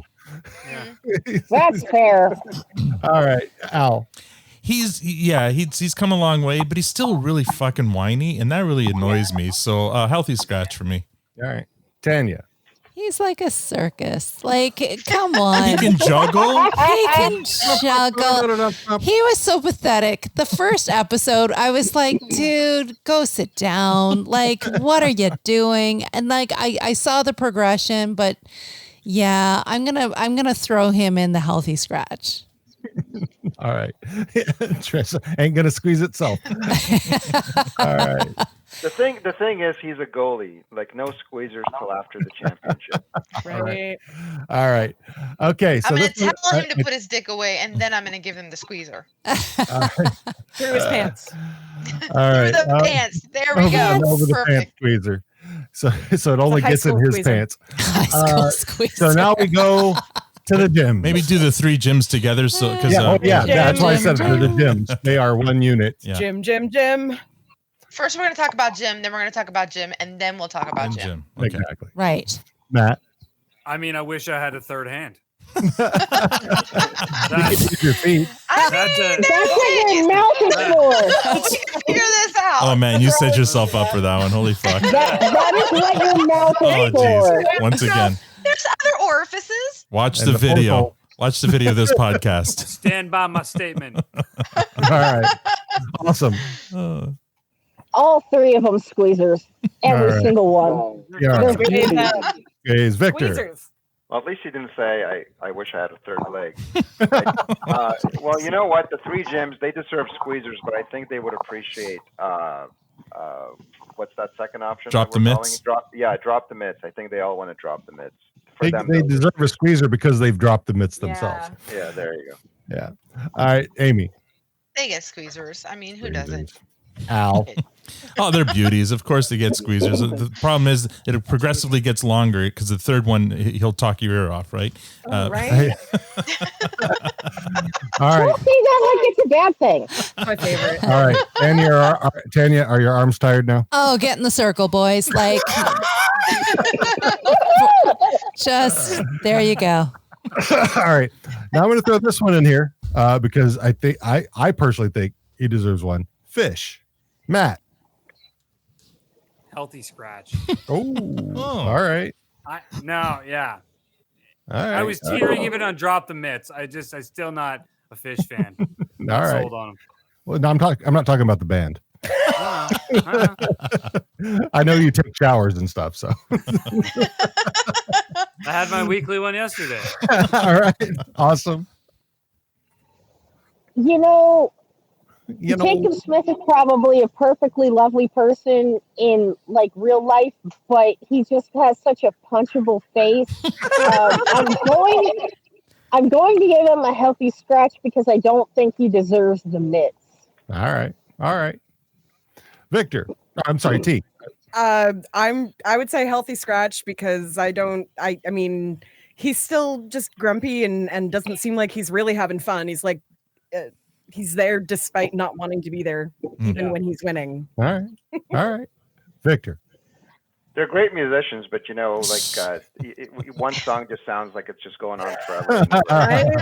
Hard agree. Yes. Yeah. So no, but you know what?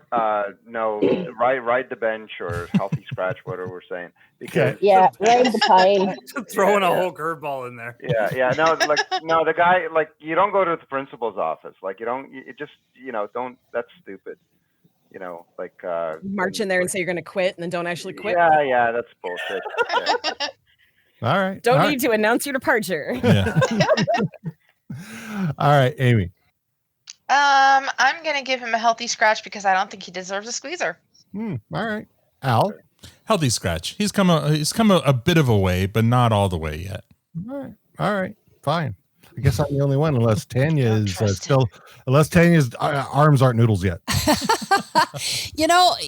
The one thing about Fish, though, at the end, he did say it wasn't that he didn't hate to win or love to win. He hated to lose. Yeah. And so that kind of pulled him over on Shoresy's side. But at the same time, that doesn't give him enough to give him a squeezer. So it's a drop. He's got too much hair for you, Tanya. It's a hey. I'm married Portuguese, dude. 11th hour. It's a bit 11th hour. You know what I mean? Would you give him a good pegging? It would be a healthy scratch. Yeah. All right. What about Laurence Leboeuf? Matt. Oh, double click. What? I said double click. Oh, okay. All right. Awesome. Oh yeah, Laurence gets whatever she wants. All right. I love her. Right click and left click. All right. Victor. Oh, she can fuck right off. What? Wait, you're dropping the mitts on her? Yeah, well, I don't like her in being Erica. Oh, Jesus. Oh, my God. That's not the show we're watching, Victor. Oh, my I don't care. I don't like her there. So you're dropping the mitts, or are you giving her help? No. She's riding the pine. All right. Because that sounded like a fight to me. Fight on sight, bud. Amy. I'll buy her whatever clicker she wants. I don't want to do it myself. But I think she deserves it. So here's a gift, friend. There you go. Yeah, especially because JJ stepped out on her. Right? Yeah, she deserves a little relief. You don't want the wrath of the I will redhead. be her. I will be her rebound. It's okay. Alt tab. All right. I do have one more after this, Al. So, All right, so let's finish up Laurence. Al. Yeah, squeezer or double click, triple click, quadruple, whatever. Right click and just click all the way. All right. Scroll lock. Tanya? Scroll lock. Banjo music played all the time. Oh yeah. Banjo music. Banjo. Yeah, because you got a strum. Oh man, have you never watched a person play the banjo? Those Have you people never can seen Deliverance? I'm from West Virginia, so Yeah, I saw Banjo. what happened to Ned Beatty. Go So. outside So right fast, now. man. Anyway, so this will be our last one. And I think we should all be good to her, Laura Moore. Oh, Laura. Can we all just say squeeze her? Yeah, can we all say- can we all click. agree? Is there We all anybody agree. that's not? Oh, I'd be so good to her. All right. So that's everybody. Yeah, it's unanimous. Unanimous. Pretty much unanimous. Oh, She's she's got lovely. two squeezers and a palm or something. And on top of it, I genuinely think she was one of the most believable characters. She was in the great. entire Yeah. show. Oh, fantastic. So natural. I love Yeah. Oh, yeah. Right? Pouring a drink into the coffee behind stage, best coffee in town. That is me in a heartbeat. I'm a little concerned about her drinking problem, but other than that, yes. Yeah, I said the same thing. Yeah, you did. All right. So I'll go back to you. That's amazing. Thank you so much, Dean. That was a lot of fun. We're going to do a quick round the table about our hopes for season 2. Let's try to keep it quick because we are going on 2 hours now. Tanya, what would you like to see in a season 2 of Oh, Shoresy? come on. It's just like right there. It's like right there. What's there? Shoresy, like the weights and Shoresy, come on. Like tarps down. It's going to be exciting as hell. Down, off, whatever. Sure. I am excited about the that. infinite No, slip and slide. Yeah, I'm very excited about it because there is so much story. There's so much to work with. I love that there's story with Shoresy, and I love that we just get to build on it bigger and bigger, more and more. Oh, yeah. Yeah, right. I'm really excited. Okay, Matt. I'm going to put Tanya. I'm going to mark Tanya as undecided on that one. Matt. Yeah, I mean, I'm not sure I'm excited to see it, but I think you're on to something, Al. I don't know if you're 100% right on your theory. There's something with the Quebec Never Forgets. We called that out right away. Yeah. I'm interested to see what I hate that they're giving JJ and his storyline as much attention as they are, but I assume that's where they're going. Hopefully it turns around a bit. Like even at the end where with Shoresy's like, oh, JJ will be back. Why? I don't understand why he's so excited for him to be back after he just keeps stiffing him on every episode. So I don't know, but that I assume they're going that route in some way. Let's just hope it's a family thing. Yeah. I'm hoping. Here's what I would love to see. I'm not saying it would happen, but I would love it if, because JJ's in Quebec and they can't get him back, and they need somebody to replace him for the playoffs. If maybe they can open up another spot, and then Shoresy goes to Letterkenny and recruits Riley and Jonesy to join the Bulldogs. That would be kind of a fun little twist, a fun story development there. So I'm not saying it's going to happen, but I would love it if that happened. Yeah. Victor? I want to see Coach make an appearance. Yeah. I think that would be fun. Yeah, some fun crossovers there, yeah. Yeah, exactly. But I'm also interested. I think it has nothing to do with your convoluted theory, but I'm interested to see what happens with Frankie JJ and yeah. So, but what I'm most excited about is that we finally have a really great hockey show, and so I just want the next season to be great, and the season after that, I want to see 11 seasons of Shoresy. So. And Amy is really happy about the hockeyness of this show as well. Yeah, exactly. I'm learning so much. I never knew. Tiara, We're actually looking forward to going to like some hockey games around here because I want to see the fights. Like that's what people go for, right? Right? That's what Americans go It's for. a real thing. That's not just a myth, right? I think it's about, it's turning into a myth. I think it's about the blue streaking puck going into a net. Oh, no, that's, oh my God, 30 years ago. Go Ice Stalker. Fuck. Tiara, what do you want to see in season 2 of Shoresy? I want to see Shoresy wear down Laura Moore, but like not in a way that is annoying or like the consistency. Like she said, the consistency is charming, and I totally agree with her on that. I want to see him not let up and like earn her saying yes. He's somehow. consistent, But he never pushes never crosses the line. He doesn't make it creepy. No. He's just like, hey, I'm gonna let you know. When she walks away, he stops and he doesn't stalk her. It's if she runs into her, he gives just a little look back. Yeah, exactly. Like she's not telling him to fuck off. She's basically like, you are fucking adorable, and just walking away. And he's like, that's my in. I'm gonna get there. Perfect. It's well done. It is so perfect, isn't down. it? So perfect. Dean, what about you? You know what? I honestly, I hope to see Tanis. I was thinking that too. Well, isn't Nat Tanis's cousin, or is I think that's what. Or Megan Zieg her cousin? I think Tanis is her cousin. But she says that Shoresy is going to go play for her at her cousin's team. Oh, her sister. Right? Sister. Right. It's her sister. Right. Her in real life, the Danis, the guy who plays Danis. Danis is her sister in real life, but in Letterkenny, she sent Shoresy up to her cousin's team. Yeah. So that would have been. So I don't know if that's Nat or if she's referring to Megan Zieg, right? I'm not sure. Don't know. Okay, and Amy, what do you want to see in next season? More hockey, right? Yeah, actually, I mean, yes. This is the only way I'm going to learn it. Right. So, and for next season, I want to see like more development, of Laura and Shoresy, but it can't cross over yet. Mm-hmm. That can't be the end yet. Not next season. And there's a lot of other stories that I want to see them develop more, but not come to total fruition yet. Mm-hmm. What I do want to see is Frankie JJ. I want to see what happens with that. I think the next season would be the time for that to blow up in some way. Mm-hmm. So that's what I'm looking for. If it does happen with Shoresy and Laura Moore, it'll be interesting to see what relationship Shoresy looks like, right? Because not yet. He has to be a slut still. Well, because he wasn't this season though. No, he really wasn't. Yeah. I mean, he talked about it. He hinted at it. Mm-hmm. Oh yeah, that he used to be for sure. The only ones that were JJ and Goody. Yeah. He'll be fine. He uses a bowl. He'll be fine. On that note.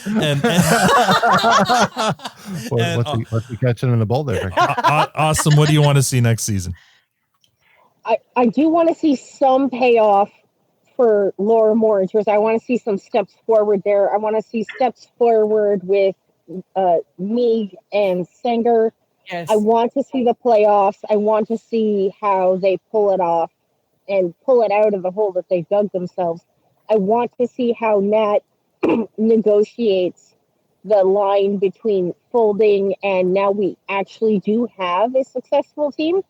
My big prediction for Series 2 is that they win the playoffs, they fold, and then they immediately reincorporate and they have a brand new record. Mm-hmm. Yeah. I think they could. They could always come back as a different team. Loopholes. Yeah, for sure. Well, yeah, I mean, because my thought is you could actually say that they didn't lose. Mm-hmm. They lost a game, but they didn't lose. Because they came together as a team. Everybody's on the same sheet of music, so they actually won. Well, Oh, no, and even beyond that, sure, yeah. Even beyond that, if they win the playoff, that's the friends we made along the way. Then they didn't lose, right? So there you go. Oh, that's a stretch. It'll be interesting. All right, we're gonna quickly move on here to just a little update. Letterkenny cold open bracket. Update. I'll let her say it. She's sexier. All right. This week we had round 3 happening at the Letterkenny cold open bracket. Here are the matches that happened. So Toilet Talk lost to 5.15 inches, 112 to 91. It was a valiant effort. Valiant effort. Alexander Jeff McHenry. I know Matt recruited Jeff and his fans to try to make the comeback. So really quick on McHenry, I had a moment with him earlier today. I got to quickly share. So awesome. You did the AMA with him on Reddit, which you're always good. And I had asked a question. I chimed in, and I guess he lost my question. And it was really the guy's. He's a beauty. Let's get this real. He reached out to me privately on Twitter and said, "Hey, you asked me a question yesterday, didn't you?" And nice of him. He's like, I can't find it again, but I didn't want to think I forgot you. Huh. So, and then reached out. I'm like, thanks so much. And ultimately he did find my question and quickly respond. But I thought it was such a class act moment, like to show that he took the time track me down. I'm squirrely mad on Reddit as well, so it wasn't that hard to put it together. But what a great guy! Amazing. And, He's a good guy. He's a really good guy. No, that is amazing. Yeah. Next matchup here, Tarps Off Boys, the OG 97, Roberta Bondar 61. So we're going to say goodbye to Roberta Bondar. Yes. Hard no. The Hickoff 71 over Beat Your Dick December 54. So the Hickoff moves on. Takes the Dirt Road 64, Alphabet Aerobics 42. So that's a bit of an upset, I think. 42 always wins. Yeah, so I think Take the Dirt Road wins that one there. For some reason, the butt play always wins. I don't know what. Old Bad Boy Gus 55, Anton Seadoo's 50. So Gus beats out Anton Seadoo. This is the closest one of this round so far. Listen, doggos, puppers always win. Yeah. Okay, it's puppers always win. And the one that's currently going right now, Dad Noises with 42 and Fun Dip Dry Rip, which shouldn't even have been in this round, 16. So anyway, you can still go vote on that one. It's still open until tomorrow morning. So if you want, vote on that one. All right, guys, this has been a blast. We got time now for just some final comments. We'll go around the table and then we'll close it off. So Tanya, you got any final comments? Yeah, so this was so much fun. Oh my gosh. Thank you so much, Tiara, Dean. Amy, it was nice to meet you. You were amazing. Love you and your bowl and your stick. Despite your bowl and stick. Awesome as always. And I will beat my husband more later. Yeah, I will. Hey, that's bedroom talk. He's got a big smile when he said that. Matt, Victor, you guys are awesome as always. So much fun. Really looking forward to doing this again, hopefully. And yeah, can't wait. It was great. Thanks. Matt?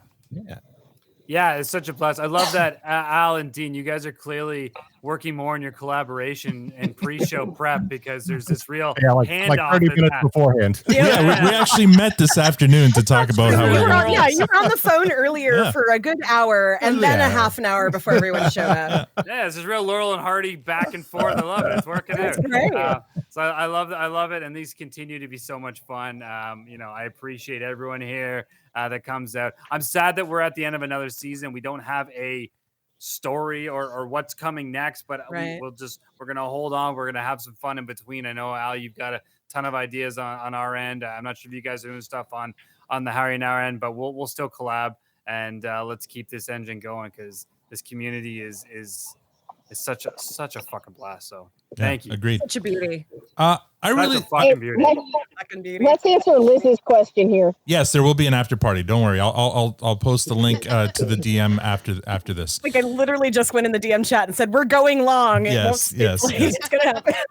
It's not like they're watching or anything. No, I know. They should be watching. Why aren't they watching? I love this format. And now that we're all caught up, I mean, Letterkenny season 11, Shoresy season 2, I think we should continue doing our recaps this way. It's been a lot of fun. I don't know about you guys. I agree. Yeah.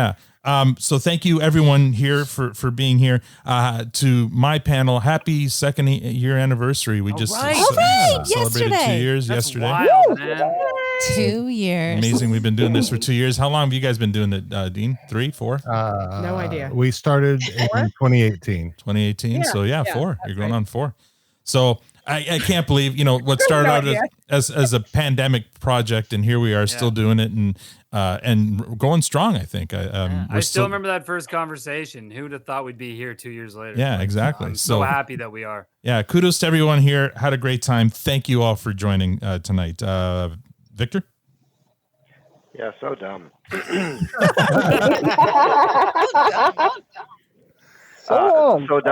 So dumb is my cold that I'm still getting over. So that's why I've been a little quiet today. But having to mute myself a lot while I was coughing. But I appreciate Awesome being on a panel because now I don't have the worst mic anymore. So Her phone. Hey, I'm not always this sad. Oh, God, I love Victor. it. Well done.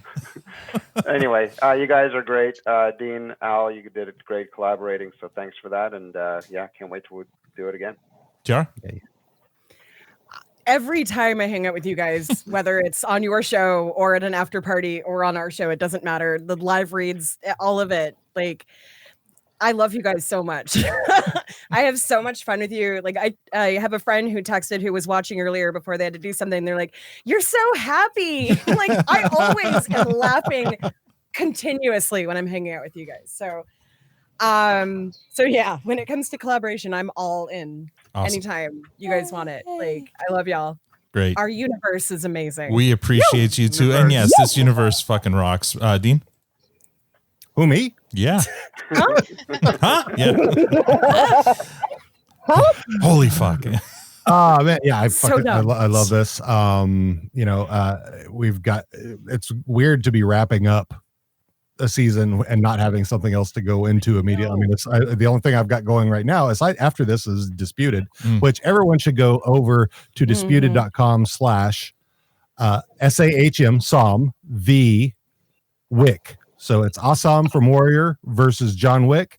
You should go watch at least the recap piece and then go vote on who you think should win, because that was an absolutely excellent episode and we have far too few votes to not have a good turnout. And also, if you've never watched The Warrior, Yes, or Warrior, you should go and watch it.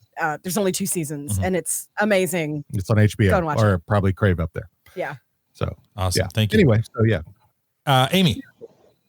I'm just happy to be here. Like this community really is great. It is. I think I'm like the newest noob. And I'm glad to have found you both, like both entities. You guys are great. The Letterkenny community is great. More people, like I'm down, like I said, in West Virginia, so more people down here need to get on this bandwagon. I actually found out that somebody that I work with, he said something like, "That's fucking embarrassing." And I snapped my neck and I said, "Was that Letterkenny glow? Was that Letterkenny?" So it's catching on. There's Awesome. more of us, and like it's kind of like yes, exactly. And it's great. So I appreciate y'all. Excellent. And awesome. That's what I appreciate about you. Last word goes to you as usual. Haha, thank you. Yeah, no, like again, I love being on both y'all shows. I love this collab. I love the support that the community gives, and I'm just glad to be here with all of you. And you guys are my friends. That's why I invited you to my birthday party. So. Oh, is this your birthday? No, fucking the 30th. Oh, right, back. Yeah. Okay, I was gonna say. I thought. When Trevor came on the after party. Oh yeah, we can totally you're make having it a to brain your birthday hematoma. party in California, right? Yeah. Yeah, right. No, no, when we had the after party. That's right. with Yeah, Trevor. I thought I'm like, That was fun. didn't we just do that? But I didn't. I couldn't remember. Sorry, I'm getting old too. All right, we're going. An old timers moment. Exactly. So I'm just going to say in our before the music plays, next week on our podcast, we're going to have our regular end of season Ag Hall social. That's going to be on Friday night, and we're starting at 9, not 9:30. So that hopefully some of our other listeners who go to bed earlier, You need to specify your time zone. Yes, 9:30, 9 o'clock Eastern next Friday. I just saw Matt chewing on his lip. I think he's got a conflict. Sorry, buddy. Hopefully he can make it. Also, there's going to be a big party. We're going to have drinks. He was BYU. trying to lick his chin. Yeah. I might be sitting in my car again. Yeah, he might be sitting in his car. I bet you he's going up to Collingwood. So there's going to be drinks, BYOB. There's going to be trivia. There's going to be giveaways. And I don't want to get people's hopes up, but the giveaway this year may be a hockey jersey. But How do we enter? Look at Matt. Now he's really biting his lips. And all you have to do to be eligible is write us an Apple review, and you will be eligible for that draw. That episode is going to take place, as I said, on Friday at 9 p.m. Eastern. If you'd like to join us, send a DM to @ProduceandPod, and I'll send you the Zoom link. If people don't have an Apple, how else can they enter? They can use a pair. Yeah. Honey, Chris. Can they send you a picture of an apple? So Everyone send Al an apple picture. Eric and I are negotiating a produce stand hockey jersey. So that may be a thing, but there's only going to be one. Usually we have 4 items to give away this time because it's a big ticket item. So it's going to be one item that we're going to give away. Anyway, Dean, go for it. Yeah, Yeah. So we don't have a show coming up. We don't have a show coming up. Probably you guys can join us for the after party. Hopefully we'll be getting back to our Wondering Type podcast. So if you're a fan of Jack Reacher, not the Tom Cruise one, no. The real one, we'll hopefully we'll be back to there. But and Disputed, which we do every other week on Thursdays. What's happening with Boondocks? Well, they did not renew. Yeah. They canceled the reboot. Oh dear. So and season 4, which we haven't technically done yet, is the least of the season. It's the least favorite season because that's where they fired Magruder from his own so show. We're gonna do a season wrap up thing eventually, but everyone is busy. Yeah, right. Sure. Because everybody else has got other things going. Well, it's not like you don't have a dozen other podcasts that you're working on. There, so that's all I got. That's it. All right. Right. You want to play us off then, Dean? So let me do the thing. We'll see you next time, whenever that is. On behalf of Matt, Victor, Al, Tanya, Tiara, Amy, Awesome, and anybody else I missed? And myself. Yeah, myself, that guy. So thanks for listening and have a great week. See you at the after party. And before we say goodbye, we want to thank you for putting your bums in our seats. We really appreciate the time you spent with us this entire season. We want to thank our guests for helping make each episode such a joy. Also, a big shout to the fellas at Light the Lamp for their awesome intro and outro music. Go check them out on Bandcamp and everywhere else you might be able to find them. We'll see you soon for Letterkenny Season 11. Take care, everybody. Sharp and the speeder is keen. Both sides are fighting.